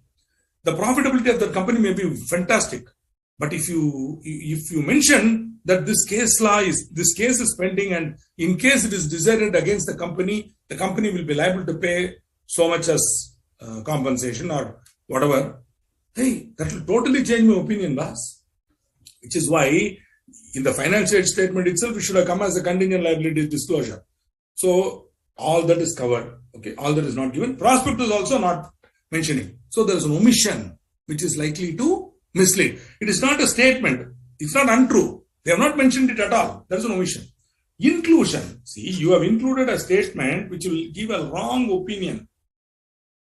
And so that is okay. Fantastic. I'm so happy, you guys are very good at using Google. You are going there and giving me information on so amount of powers of the Supreme Court. Thank you. I read long ago somewhere that so amount of powers have been given to the Supreme Court, but I don't know in which context they have so amount of. That is what I want to do research now. If you guys who are doing so much research on what is not relevant for you can also tell me what is Suamoto, in which cases he left Suamoto power, my knowledge will be complete. But remember, you are preparing for the examination of the Institute of Chartered Accountants of India. Okay? Sorry, sometimes, I make comments like this that will irritate some of you, but don't get irritated. Who is talking? Your teacher is talking. What is the point he is trying to make? I am also going with the student who spoke about useless statements. But what is useful, what is useless, be clear. What do you say? Sometimes the story told by me will be very useful. Wonderful, Punitji. You should not do CA, boss. You finish CA, then you do law. Chalo. Good, yeah, good. I'm very happy. Raghavan also should do law. After CA finishing, law. Okay. I mean, in fact, I wanted to do it. For 1987, when I qualified, one of my goals was to continue and do law. But then, practice itself started developing well. And I found I was happy there, so I never went for legal profession. Though I would have loved to go to law. And I had the liking for it, but I never went there. My guru himself was a lawyer. He himself told me, "Ninga law vaanga." But then you come to why law, legal profession. There is no, sir, please. Practice is good. I'm happy where I am. And then I became a trainer and all. So that's why, maybe somewhere in my heart, there was a passion that somebody in my family should become a lawyer. Now my son has become an advocate. He's practicing in the lower courts, not in high court and all. He's appearing before Chengalpet magistrate. He's appearing before the Tampuram magistrate and all. He'll appear. For the first 2 years of his life, I want him to really appear before the lower courts. He has to dirty his hands in the court. He has to stand up in front of all these magistrates and, convince them. That will be his real practice to begin with. See, straight away, if he goes to high court, he'll be taking the file behind his senior and not doing anything. Here, he's appearing in the court and he's standing up and arguing before a magistrate. Okay, not a judge, only a magistrate. But the learning will be good now. The court practice will come. So this is something that he also accepted. He said, otherwise, he can go to any leading firm and he is still working in an international firm, but he is in the lower court practice, not in the high court practice. Sometimes he gets snubbed also by people, I'm going to high court and all, but he says, no problem, aram se. 2 years he will struggle, then he may go abroad, then he will come back. Then the whole world is his highest area. Think about it. See, this is the approach, not because of my son I am telling. Even my approach was like that. Initially you struggle. Later you will get Whatever you want to earn money, you'll earn money. You want fame, you'll get fame. Initially, I want everything on the plate. Then later on, you'll have to struggle. Choice is like this. Anyway, this is the reality of a man who is now old, telling useless things to people. Anyway, it's okay. Going on. No person shall be liable if he proves the following. We saw that. Moving on. For 447, this is the punishment for fraud. Okay? This is the punishment for fraud. See the amount here. Once you show there is a fraud, then we are no longer in that 1,000 rupee, 1 lakh rupee area. Straight away we jumped. Fraud of less than 10 lakh rupees or 1% of turnover, whichever is less. 10 lakh rupees or 1% of turnover, whichever is less. So, here some sort of a yardstick they are giving. See, where the fraud involved, the amount of fraud is less than 10 lakh or 1% of turnover. See, here also they are linking to turnover, whichever is less. So, it may be 10 lakh or it may be 1% of. Suppose the 1% of turnover is 5 crores. Then fraud is 5 lakhs, less than 10 lakhs. Then it will come in this category. Okay, whichever is less, you have to take it. Right? So, suppose 1% of turnover is 5 crore. Okay, our fraud is more than 12 crore. Then it will go above. Okay, it will go to the next category. Even if it crosses the 10 lakh rupees, it will go to the next category. So, less than 10 lakh or 1% of turnover, whichever is less, the fine will be up to 50 lakhs or imprisonment up to 5 years. That or is very important. At this stage in your exam, it not very relevant, but later on it will become relevant. When you come to final, somebody will teach you compounding, either I or somebody will teach you compounding. When we will, that's the significance for that or. Because if it is or, then you can avoid imprisonment. That much you know it is enough. If it's or, fine or imprisonment, then you can avoid imprisonment by paying a compounding fees. In fact, you can avoid prosecution itself. You can avoid complete prosecution. Complete prosecution proceedings will be dropped. You can pay the compounding fee and walk away. You are not guilty. Like that you can do. Provided it is only fine or imprisonment. So, less than 10 lakh rupees or 1% compoundable. You can pay the compounding, which will be huge. Much more than 50 lakhs. But you can escape being marked as a guilty person. You will not be shown as guilty. The case will be dropped and you will be shown as innocent, sent out. Okay. So, but that is possible only if fine or imprisonment.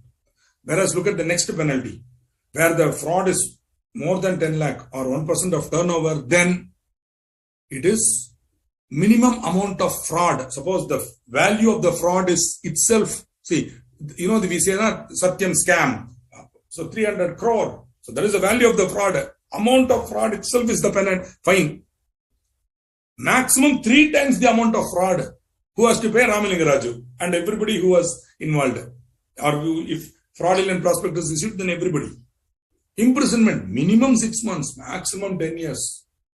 Where it is involving public interest, then the only change is, see, public interest means here, suppose it's a closed group of people who are affected and there was no major publicity for that thing. Suppose the issue was nationally blasted and everybody knew about it. Then, see, Yes Bank is a classic example. They made a big thing out of it. People got misled and it's all fraudulent fellows. And so, for information, I never invested in Yes Bank.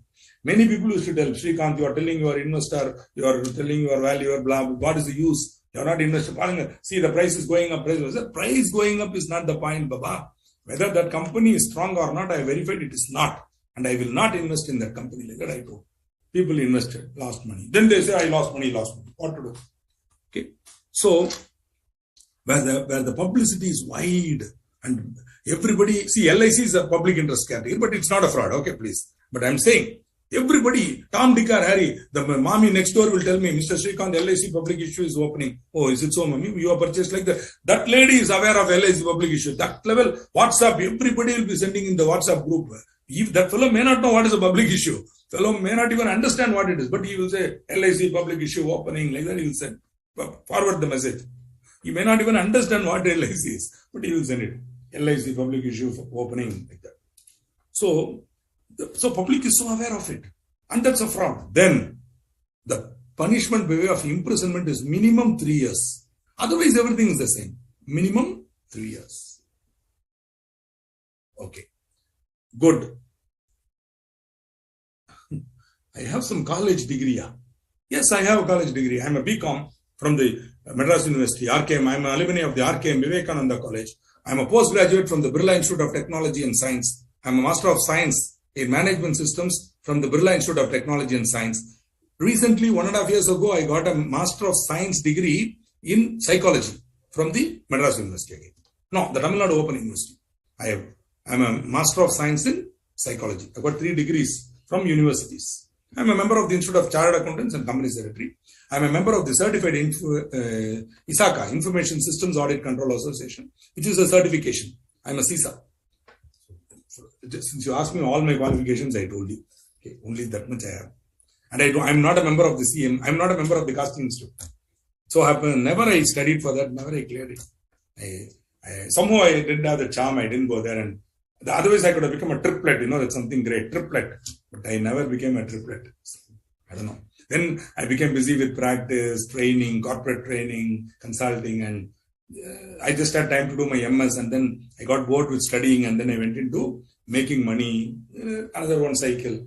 Then again I came back to study in pandemic, little before pandemic, because I was doing a lot of psychological work in HR. I thought I'll as well get a master's in psychology, and I did it, for your information.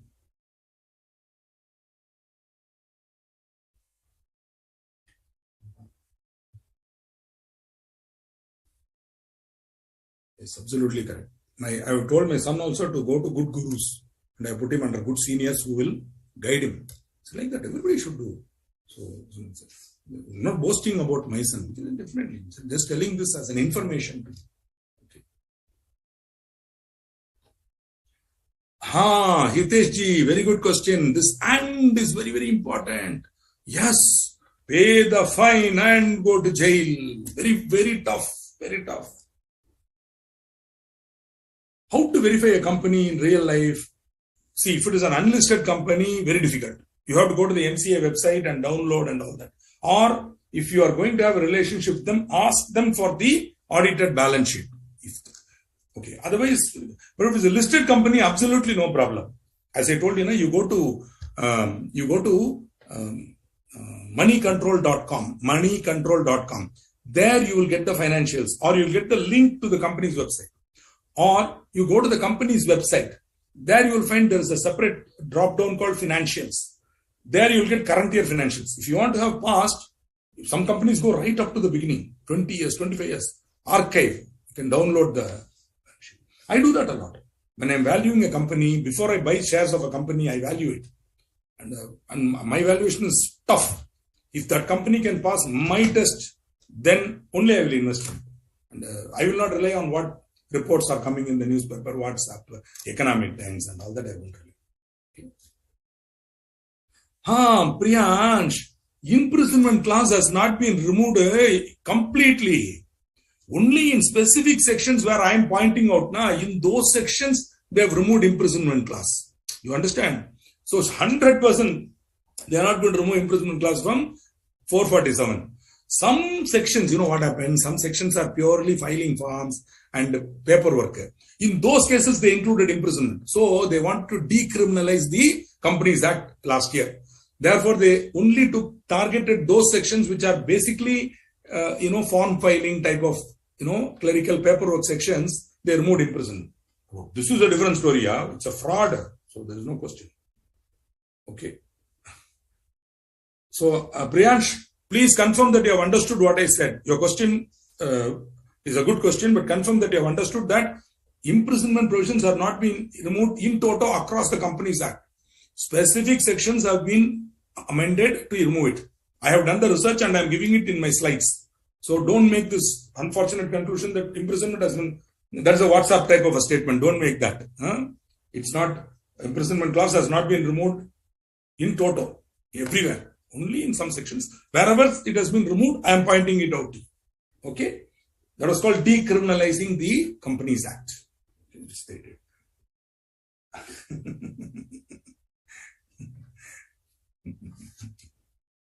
Don't ask me why I'm laughing. Anyway, are you from Vivekananda? Next time I will show you my graduation certificate. Graduation certificate I don't have. I don't know how I'm going to prove. Yes, by my conduct, by the spiritual approach that I have to life, that an alumni of Vivekananda College is a philosopher.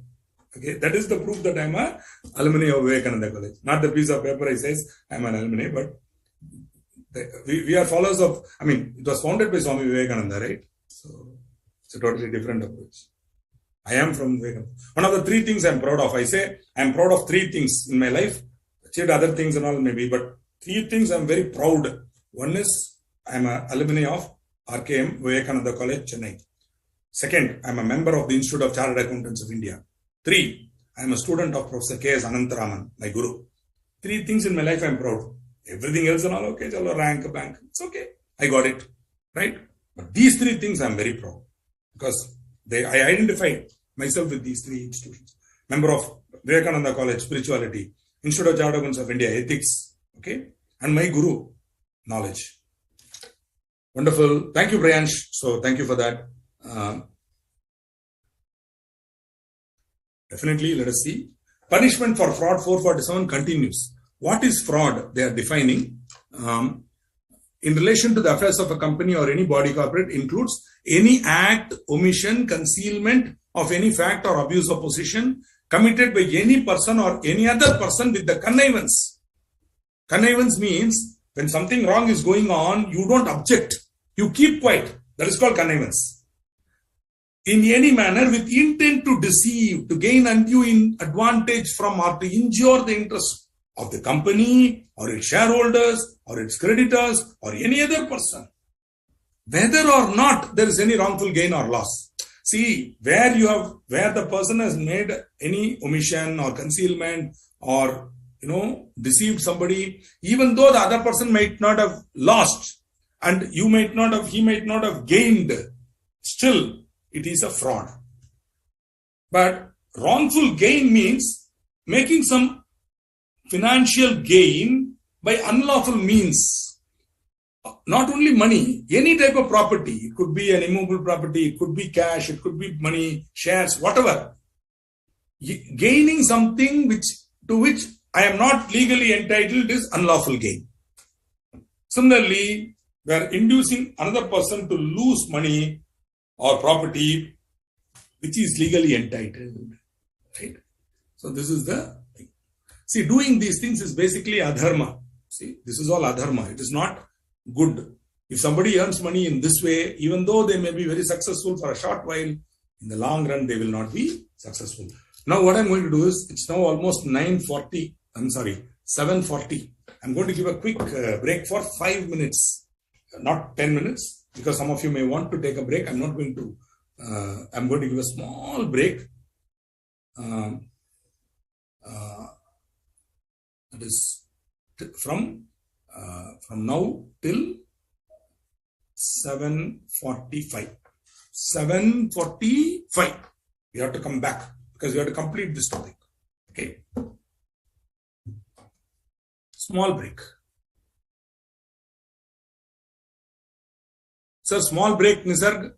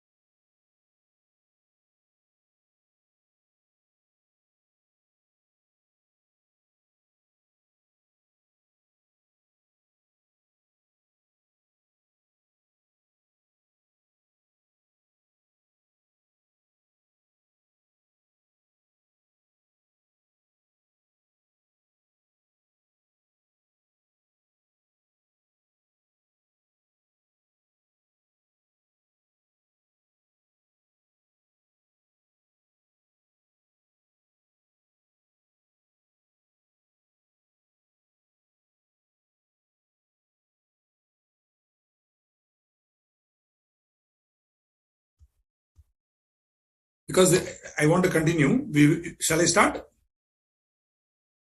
Okay.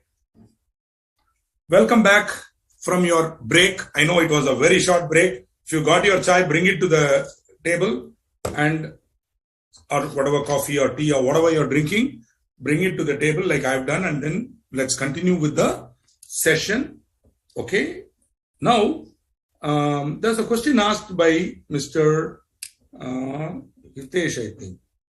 Hitesh Jain, yes. Can you also say that fraud is only done to do the wrong or undesirable things to a particular person or company? No, sir. Fraud in this case is defined like this, right? But you can see that here itself you have the company or its shareholders or its creditors or any other person. Okay. So, in relation to the affairs of a company, a person is committing an act of omission or concealment. So that way, there are other types of fraud which are not relating to affairs of a company. But fraud could be committed against an individual, a company, its shareholders, creditors, or any other person. So even public. So the fraud as conceived by section 447, or for that matter, your 34 and all, 34, 35, also, fraud is a very wide term. It could be anybody. So long as a false or misleading statement. What 447 is trying to do is to restrict the operation of the term fraud with relation to the affairs of a company or any body corporate. So, when it's connected with the affairs of a company or body corporate, then 447 will come. That is all they are trying to do. But the act could affect anybody. The company, shareholder, creditor, any other person. Whoever is affected, they can claim. Under 447, for that what they should do, the route is, they should go under 34. Then, once they go under 34, then 447, once they prove that it's there, 447 will be induced. Similarly, if they have personally suffered a loss, then they can file a suit for civil remedy. Civil, that is for compensation. Who is liable? Directors at the time of issue of prospectus. Persons who have authorized themselves to be named in the prospectus as directors. Now, see again use of the word, who have authorized themselves to be named in the prospectus directors. Tomorrow when something goes wrong, if he comes and says, I'm not a director, boss, you have given your consent in writing. Remember, consent in writing? It was filed with the ROC, you kept quiet and you told that you are a director. Now you cannot say, I'm not a director, proof and all that. You authorized yourself to be named. Then you may give 100 proof that this was not filed, that was not filed. That is okay.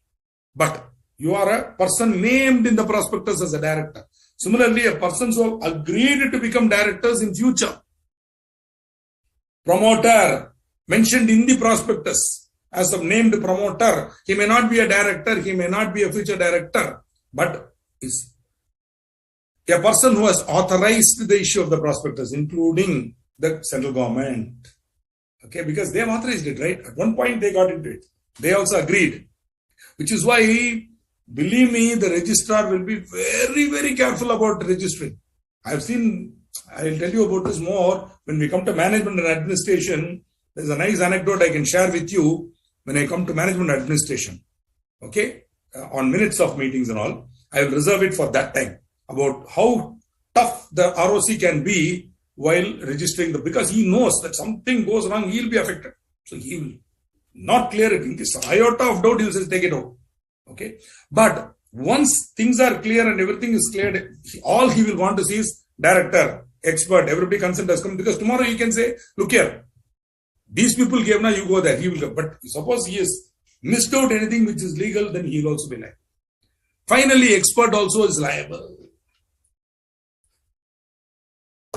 So in addition to criminal liability, there is civil liability to pay compensation to every person who has acted. You remember, I kept on saying two things. This is what? Every person who has acted on the basis of a statement or omission in the prospectus and has, as a consequence thereof, sustained loss or damage. He should have acted on the basis of a statement or omission in the prospectus and as a consequence thereof, sustained loss or damage. Thus, all the above persons are personally responsible without any limitation of liability and cannot disown liability by saying they relied on statements made by promoters, etc. But some defenses are there. In those days, there were ajar defenses. Today, very few. No person shall be liable if he proves the following. Having consented to become a director, he withdrew the consent and the prospectus was issued without his authority or consent. So dates become very, very important. Date of issue prospectus, date of registration. Before date of registration, you should have withdrawn.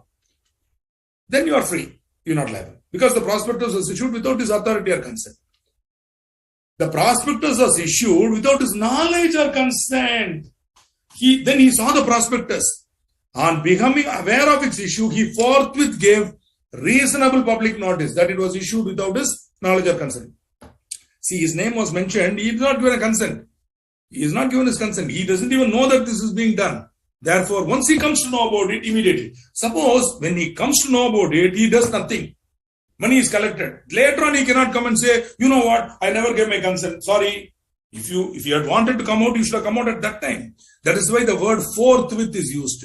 The word forthwith is a very powerful word. It has the same meaning as immediately, but immediately is just immediate. Whereas forthwith is slightly, but forthwith, that is, you can't keep waiting 2 days and all. Within 24 hours, you have to do it.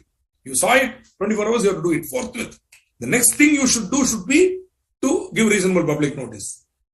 Okay. Next thing what you should do, go to a lawyer, ask him to give a public notice, publish it in the newspaper, you are safe.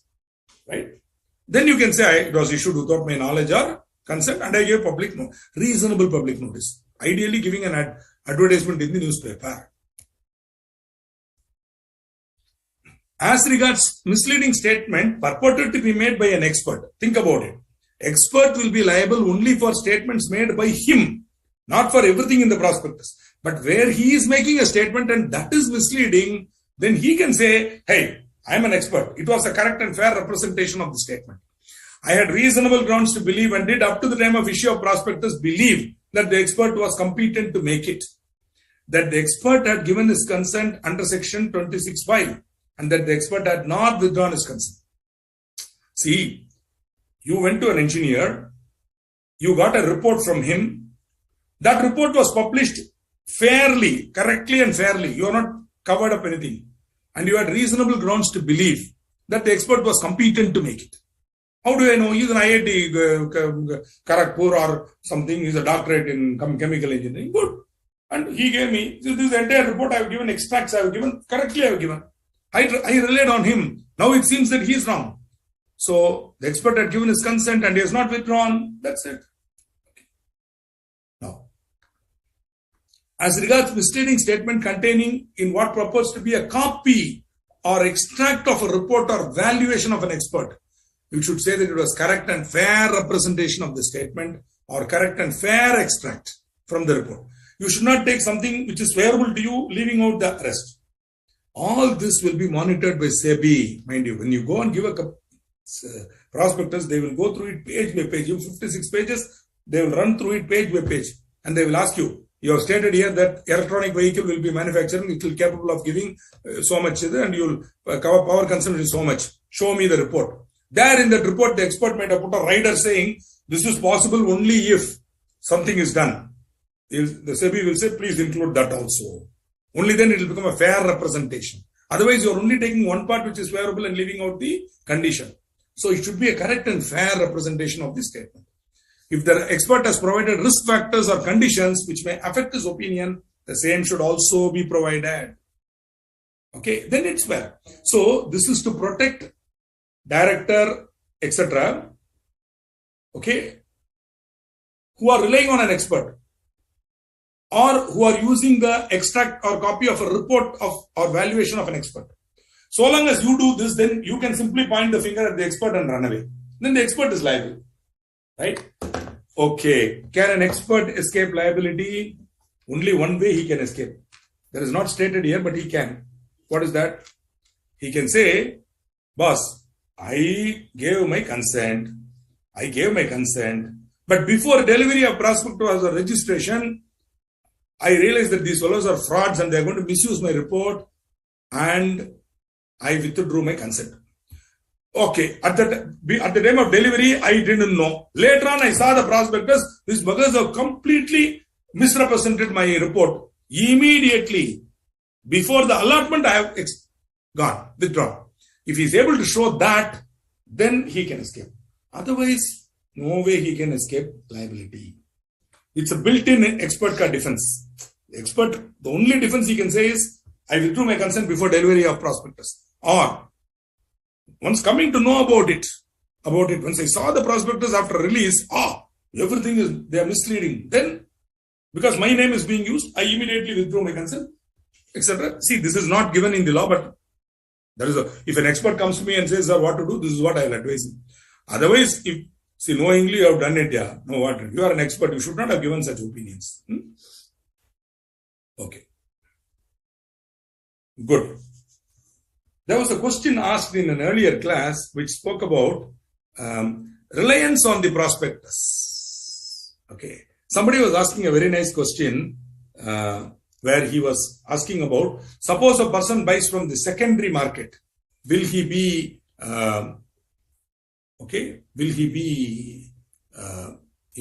liable?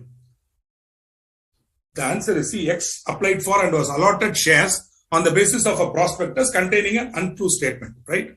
Now, Y purchase the shares from X? Maybe in the market, wherever.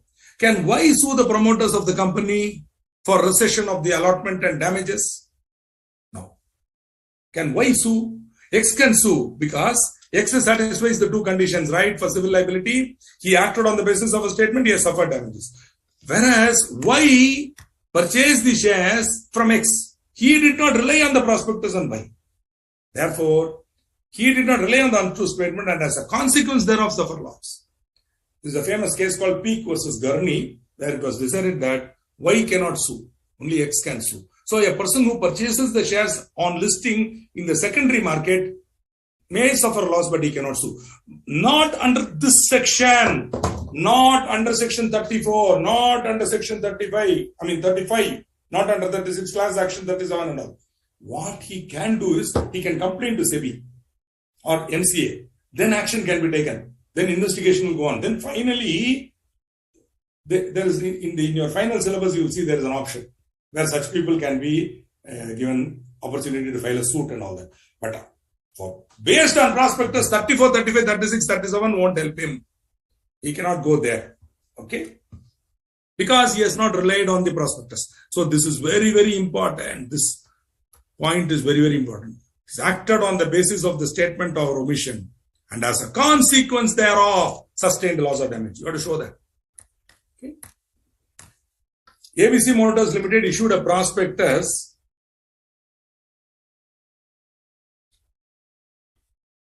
obtain a particular license from the government. So they said they would be able to obtain. The directors honestly believed that getting the license was a mere formality. They thought they could get it. However, the license was not granted. Now can the allottees file a suit for rescission? This is an example where they honestly believed. See, one of the defenses. Okay, that I honestly believed that I could get it. I had reasonable grounds to believe. Okay, and I could do it. So you cannot do. So this is one example where there is no intention to defraud. Sorry, not default. It's actually intention to defraud on the part of the directors, right? So this is intention to defraud, right? Okay, so these are famous cases, Peak versus Gurney and Derry versus Peak, famous cases. These are cases in fraud. You will find the same cases are reported in contract also, not in your syllabus, because your syllabus is beyond 124. Before, in fraud, you will find, you would have studied hopefully in CPT or wherever. Finally, we are moving to part 2. See, this chapter is possibly one of the chapters or only chapter where it has 2 parts. Only one section in part 2. Part 1, we saw all these sections. Now, only one section in part 2, which is 24 to 41 in this. Section 41, say there are certain omissions. Certain sections are not included in your syllabus. that information is available in the Board of Studies portal. Kindly download it and see. Whichever is not covered, I am not covering here. Including 41 global deposit receipts, I am not covering here. Okay. Now, we come to private placement. Section 42. All along we were talking about issue of prospectus, public issue, etc., etc. Now we come to private placement, right? Before I go there, let me see if any questions are there. I will close it up. Very good. You are also giving a very good example from the Mahabharata, where, Bhishma, of course, except two people, okay, Vidur and Vikarna. These two people voiced. There was one man who spoke out against what was happening. Young man, one of the Kaurava brothers, Vikarna, he fought. Okay, and finally, though he objected, he fought on behalf of the Kauravas and he died in the war. When Krishna said he was a noble man, like that. Even Karna with all that kept quiet. Okay, is the point. Whereas Vikarna was there and Vidur. Other than that, nobody spoke. Bhishma, Drona, Kripa, nobody spoke. Okay. Very good. Nice point. This happens in India every time. When huge fraud is happening, government will keep quiet. Connive. Then when the fraud is over, everybody is suffering losses, they'll come and fill the gap and try to punish. Already the fraudsters would have run away. That is the point. This is pathetic. This Bitcoin is one thing that's going to be a huge scam. Okay? It's going to happen. When it's going to happen, I tell you, it's going to be a real problem. So please don't go there. If you hear the word Bitcoin, cryptocurrency, digital currency, pseudo currency, digital asset, any of these words, avoid it, shun it. Even if you're losing money, it's okay. Even according to you, I would have made crores or better, sir. Avoid it.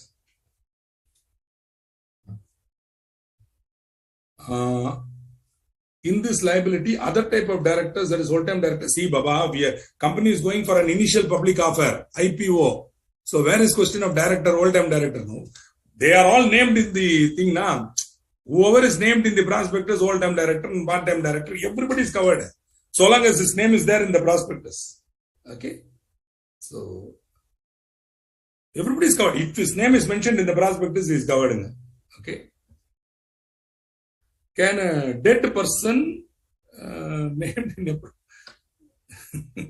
Yes, see, boss, you are asking a question. Mahadev Bharadwaji, you are asking a question. Let us give the context of that question. Fellow is dead. Then, how he can give his consent is a bigger question. So, the death must have happened in between the time of consent, giving consent and issue of prospectus. It's a very, very legal point. It's meant for lawyers only. I will ask you, this question demands 100 questions. First of all, when did he die? Did he give the consent before dying or after dying? But one more thing, at the time of death itself, automatically the consent is removed. But that again is a little dicey because he might have died, but the consent is not withdrawn, right? In which case, who will be liable? Obviously, he is dead, but his assets are still there, na? That is controlled by something called estate of the deceased person. That estate will be sued, yeah. Law has answer for every question, right? Our man died, it's okay, but his assets are there, na? I will sue the assets. He gave his consent, died, obviously didn't withdraw. Now, prospectus is issued, false or misleading statement. I will sue his assets, ma'am. I will sue his estate. This is my answer to your question. But one thing, suppose, see that's what I'm saying, it's very dicey. He must have given his consent and then died. But suppose his name is falsely included. It so happens he is also dead person. That's a different story. Then, who will I file a suit on? I will file a suit on the estate. Then the person who is managing the estate, the lawyer or the guy, he has to say it was given without his knowledge or consent and ask for a proof and all that. So, this is a very, very practical question that you are asking. I am doing my best to answer it. Within 24 hours, sir. If you want to, forthwith, the word used is forthwith, sir. Maximum 24 hours, maximum 48 hours, sir. You should take an effort. You should show that I couldn't do it the next day because it was a holiday. So on Monday I did it. Like that, you should have a day-by-day explanation for your delay, if any. You can't simply take 15 days and then say, I know I withdrew. No. You should be able to say why you couldn't do immediately. Forthwith, why you didn't do. Sir, these are all questions of fact. There is no way. Situation to situation, it will vary. That is why court cases are there. Some cases are decided in favor, some cases are decided later. The general law is that you should withdraw your consent forthwith. The word forthwith is a thing. You have to see when they do it. Why cannot sue the promoter company as he has purchased session? Suo motu consumed right to information act mandates public authority to provide information. Okay. We are still working with that suo motu. Chalo. Good. I'm happy that you have now got an interest in law and you have started, doing research in this matter. I'm so happy. Thank you. That is all. Right. Now we go on to the next and important topic, which is private placement. A private placement is a way of raising capital that involves the sale of securities to a relatively small number of select investors. Opposite of public issue. Public issue is to a large number of unknown people. Whereas private placement, relatively small number of select investors. Okay. A private placement is different from public issue in which securities are made available for open sale on the open market to any type of investor. Donkey, monkey, you come, you got money, pay, I'll give you a share. Here it is not like that.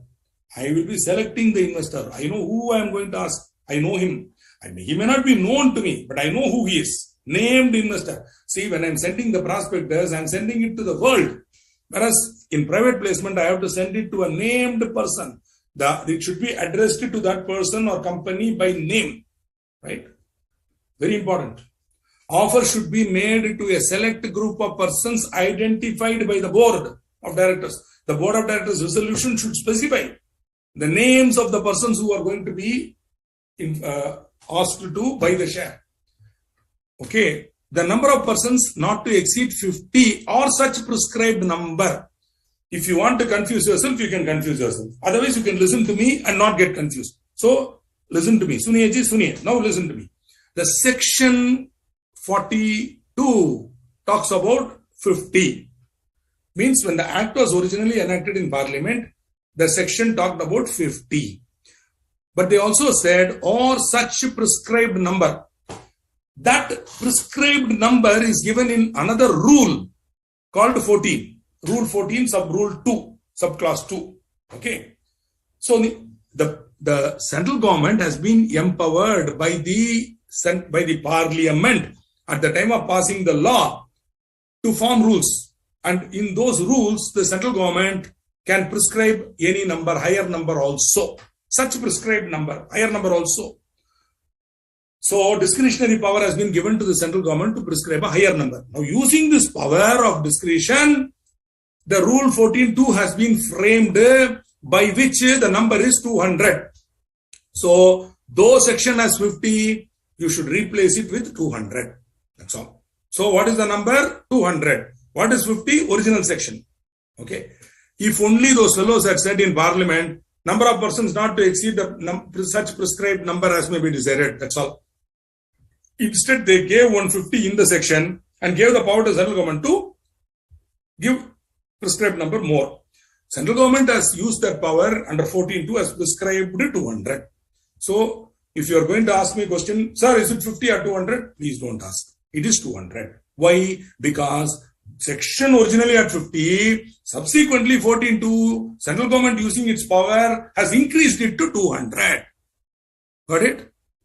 This is the problem with reading the new company law. Old company law, section was supreme. Everything was in the section. Now, section has one number, rules have another number. So you cannot read the new law without reading section, corresponding rule, notification, circular, everything. Which is why writing a textbook for company law is a nightmare today. Nightmare. Recently, I was reading one textbook just for the sake of, understanding what people are telling and all. So many errors are there. Not because the author is not aware, but because amendment. Every day, Ministry of Corporate Affairs wakes up in the morning, amendment. Okay. So this is something which is there. So I hope you are clear about this 50 or 200 issue. 200. 50 is the original number, increased to 200. Okay. The following shall not be considered for calculating above limit.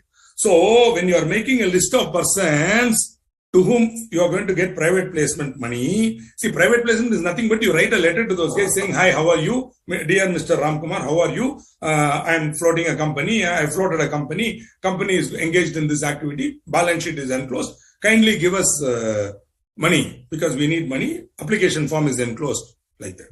It's a letter soliciting or inviting people to give money for allotment of shares. Now, when those letters are sent, you might also send those letters to what we call qualified institutional buyers, right? QIBs. Now, when QIBs are receiving this, they are to be excluded. So, QIB not to be counted in 200. Similarly, employees being offered securities under the ESOP scheme not to be covered. So, along with this, you might also approach employees under the ESOP scheme. You might tell them, hey, those of you who work for 3 years, you are entitled to get 100 shares. That is ESOP scheme, which is totally different. We will see it when we come to share capital and debentures. I will talk about ESOPs in detail when we come to share capital and debentures. Right now, if any shares are being offered or securities are being offered under ESOPs, not to be included in 200. Where employees are being offered under ESOPs, not to be included. Please do not ask a query, what is ESOPs? I will tell you when you come to share capital. QIB, you already know. Qualified institutional buyer could be LIC, could be bank, could be institution, financial institution, anything. They are all registered with SEBI. We already saw it when we studied red herring prospectus. Do you remember? QIB, HNI. Here only QIBs. QIB should be excluded.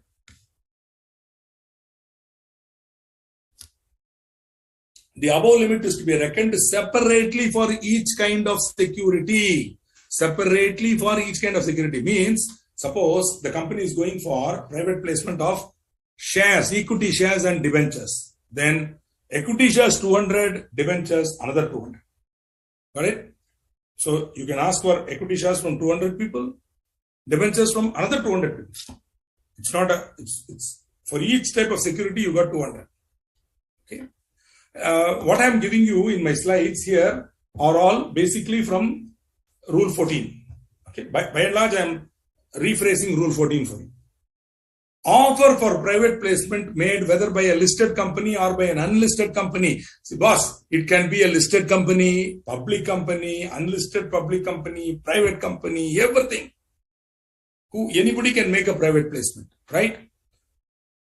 So even a listed public company, when listed company is a public company, please don't go there. Listed company, only public company can be listed company. Okay. So even listed public company is a tautology. Listed company can go for private placement.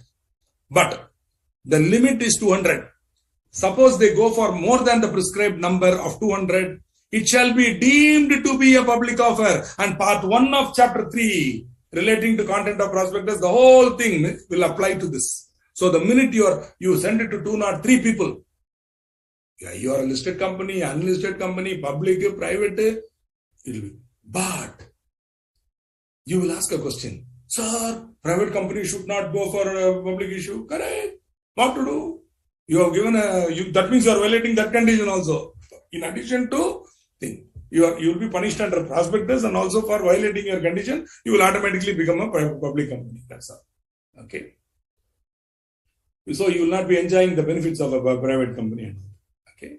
So because you are prohibited to go. Only exception is we are saying you can make a private placement 200. You have gone beyond 200. Now you made a public offer. That means what? You have violated one of the conditions. No longer you are entitled to be a private company. You are violating the law there also. Like that only will tell.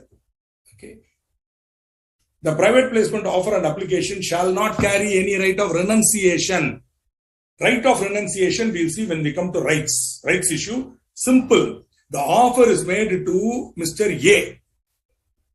The offer cannot be transferred. The right of renunciation is the right to transfer the offer.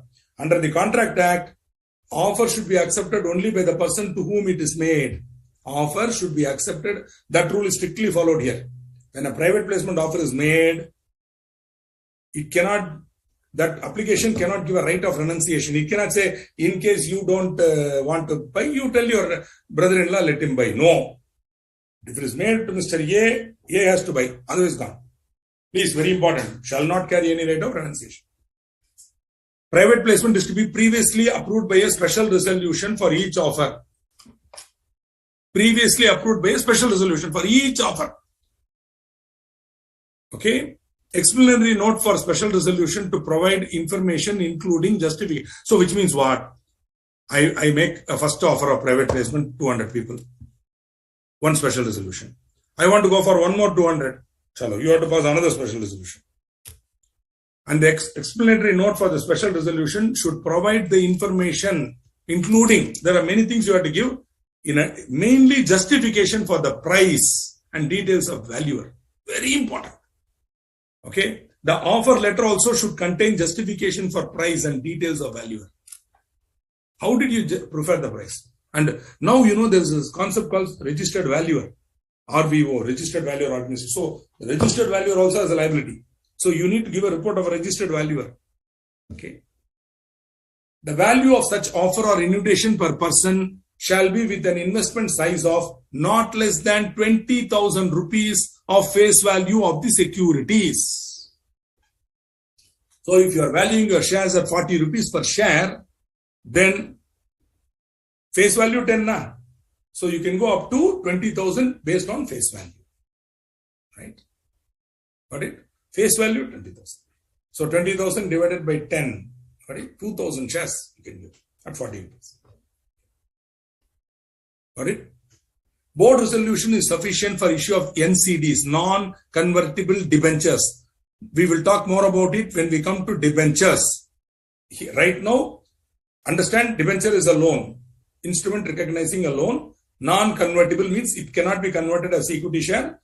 So when you are issuing NCD, pure debenture, non-convertible debenture, if the amount does not exceed the 180 limit, which is paid up capital and free reserves, right? It's in your final syllabus, don't worry. Where the limit is not violated, see, if you want to borrow in excess of paid up capital and free reserves, you have to get an approval from the shareholders, 181C. That limit is not exceeded. If that limit is not exceeded within the paid up capital and free reserves, then NCD, board resolution is enough. No need for special resolution. But where the NCD exceeds the limit, say it is going beyond paid up capital and free reserve, then you pass one single annual special resolution, and that is enough for all the issues in that year. So for one financial year, one issue. Okay. So if you pass one special resolution, it will be valid for 365 days. Got it? Annual one. Then you have to again renew it. This 181C is not in your syllabus. It is in final syllabus. The essence of it is a company cannot borrow in excess of paid up capital and free reserves. What is free reserve? You should have studied in preliminary definition. Otherwise, when you come to bonus issue, I will again tell you. In share capital and free debentures, we will talk about free reserves, bonus issue. That time I will tell you what is a free reserve, right?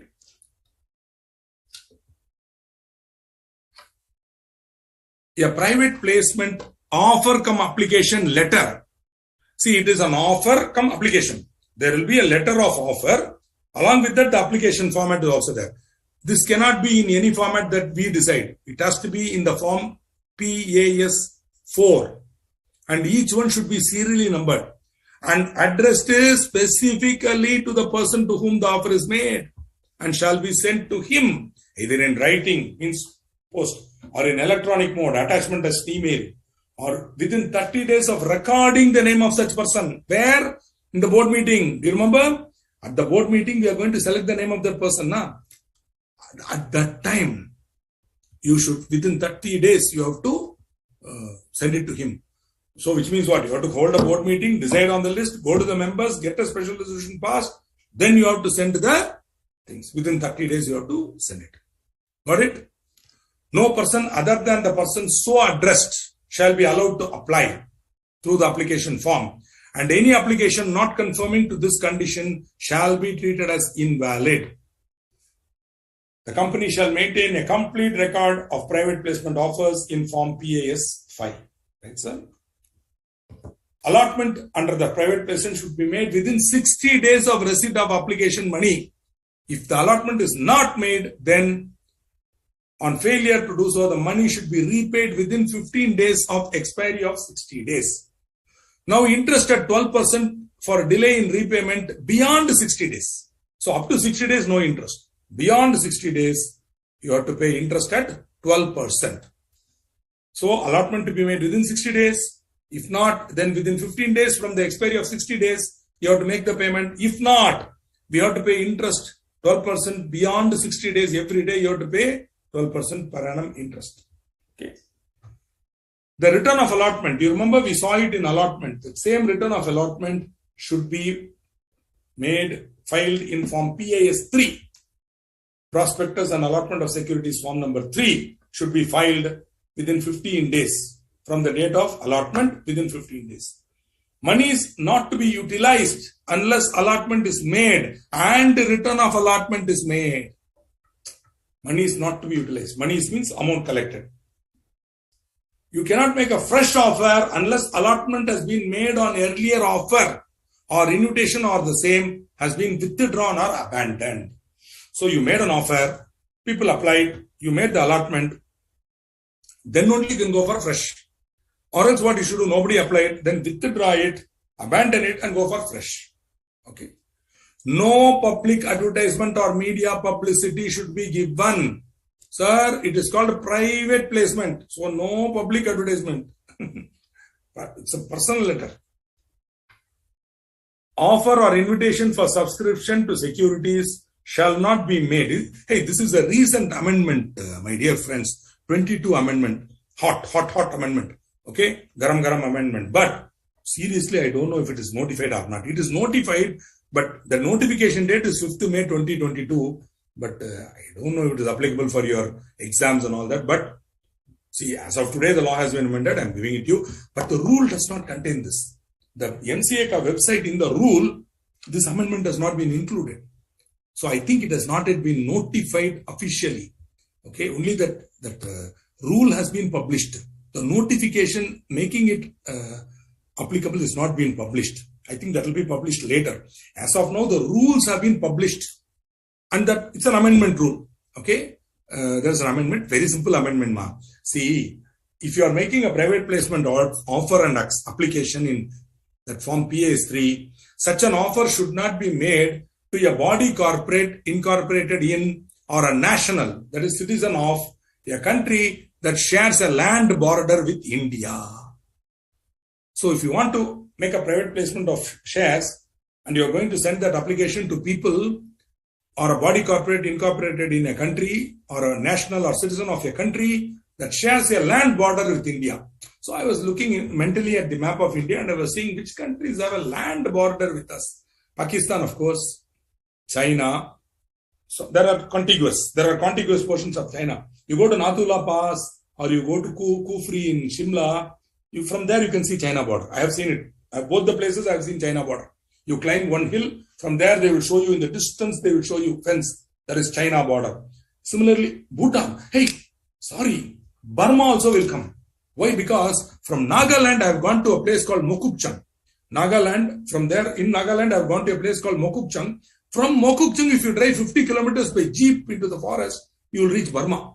Sorry, Burma also is sharing. Burma, or it's not Burma. It's basically, today this country is called Myanmar. Myanmar is also a country that shares a land border with India.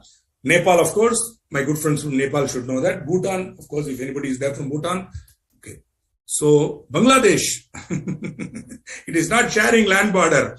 This country is within our country. This country has only 2 borders. We are the border. Wherever you leave Bangladesh, you will go into Assam, Tripura, like that, or West Bengal. You will never go out of India. Bangladesh, only one border they have is the sea. These countries, if the national is there, if you want to make a private placement, you cannot do it directly. That company, body corporate or national should have obtained government approval under the Foreign Exchange Management Non-Debt Instrument Rules 2019 and should attach that approval with the private placement application, offer come application. Right, sir? So it's very, very important.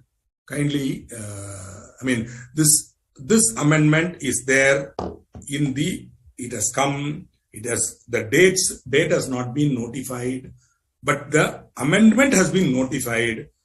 Because it's there, I'm teaching. If it is there in the exam or not, please verify your RTP. Please verify the Institute ka website before you write the exam. Go and see there. If it is included, now I have taught you. If it is not included, please forgive me. So don't remember it. That's all. Of course, suitable changes are also made by this amendment in PAS4. So they have to tick. Are you a person from any country having? See, they don't want to mention these countries by name for good relation. But they say a country that shares a land border with India. Incidentally, I have been to Bhutan, Nepal, and Bangladesh. Yet to go to Myanmar. Would love to. China, surely I want to go.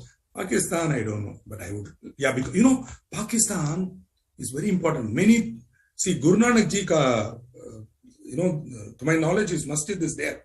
Dargah is there. If you want to go there, you have to go to the Pakistan too. That's what I've been told. I may be wrong. And it's again useless. Let's not talk about this information, which is useless. Let's move on. Here's the problem. Matsya Hotel Limited made an offer of 50 lakhs equity shares of rupees 1 each to 150 identified persons on private placement basis. Accordingly, letter of offer accompanied by application form PAS-3-4 was sent to them after fulfillment of due formalities, including passing of special resolution.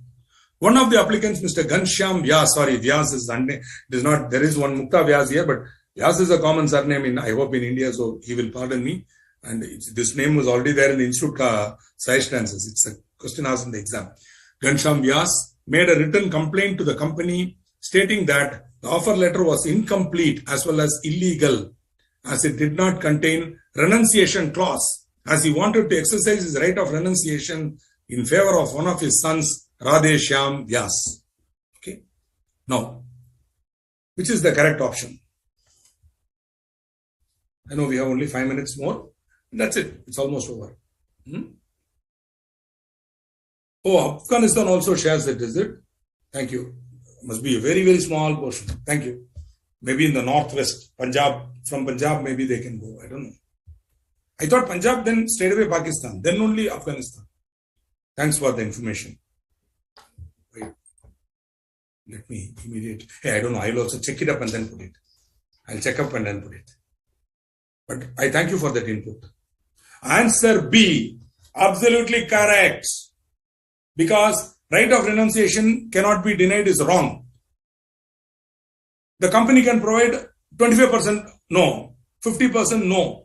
The company is prohibited from providing right of renunciation, so the offer letter and the application form need not include such a clause. B is the correct answer. Absolutely correct, Mr. Priyansh, Mr. Akash Neil, and anybody else who is answering it. Thank you for informing me that Afghanistan is also thing.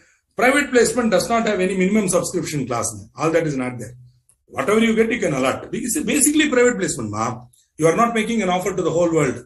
You are making an offer to a specific person. If he applies, then he is accepting it. He making an offer, you accept it, contract. That's all. It's his risk.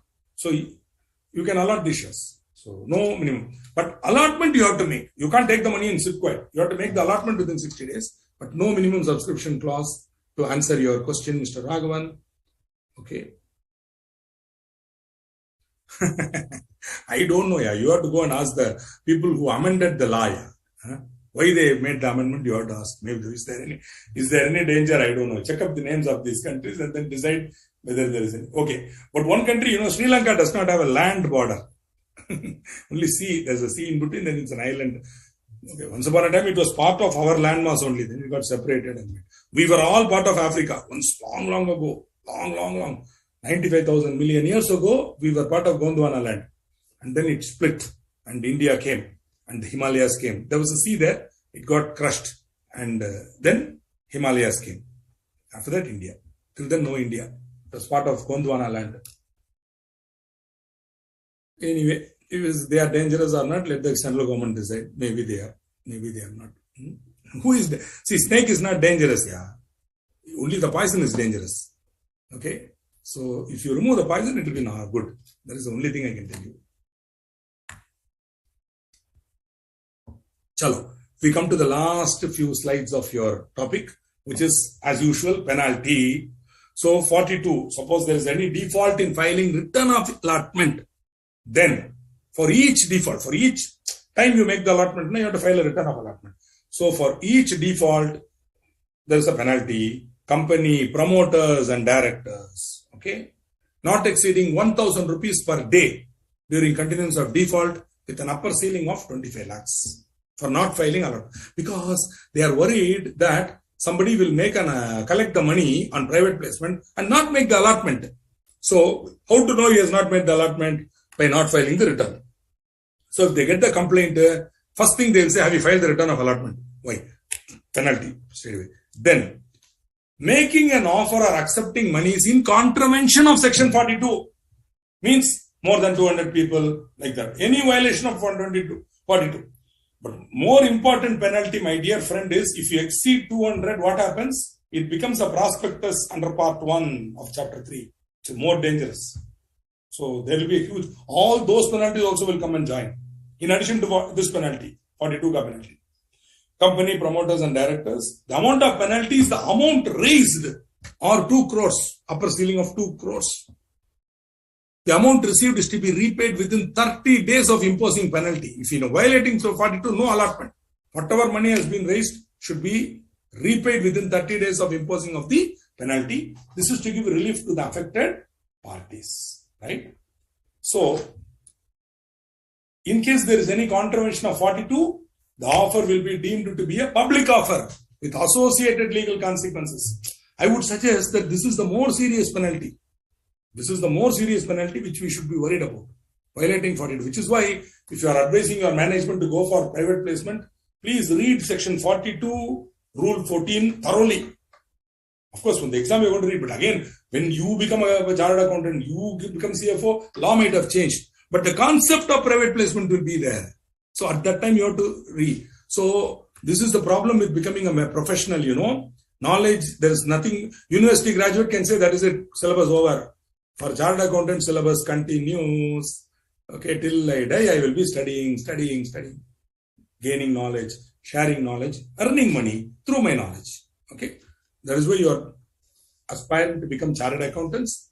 I congratulate you all on the wonderful participation that you have given. And so happy that, let's see if any questions are there. And then private placement is like special specific offer. Correct. Absolutely correct. Beautifully put. As against a general offer. Carlyle versus Carbolic Smoke Ball Company. A general offer can be accepted by anybody in the world. Okay. Whereas this is a specific offer. Beautifully said. Beautiful. You are relating it beautifully to Contract Act. Indian Contract Act, which can be accepted only by the person to whom it is made and hence cannot be transferred. Very beautiful.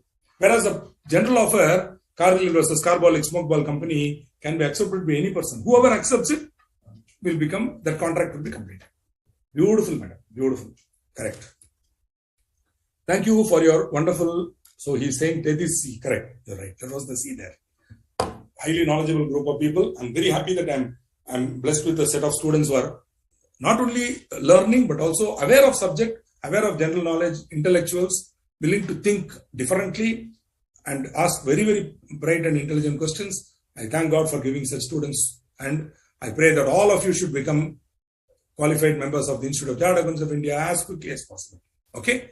So with this, I say good night to all of you, or good evening if you still have plans ahead, and enjoy yourself. So we'll catch up again on the 2nd of June, when the classes will be in the morning. Please note the change in timings. 7 a.m. to 9:30 a.m. Okay? That's been changed and I have agreed to it. It's okay. Early morning, fresh, Brahma Muhurt. Get up at 4:35. Come, have a cup of chai or coffee, whatever you prefer, and sit. 7 a.m. to 9:30 a.m. on June 2nd. Until then, see you. Thank you. Bye.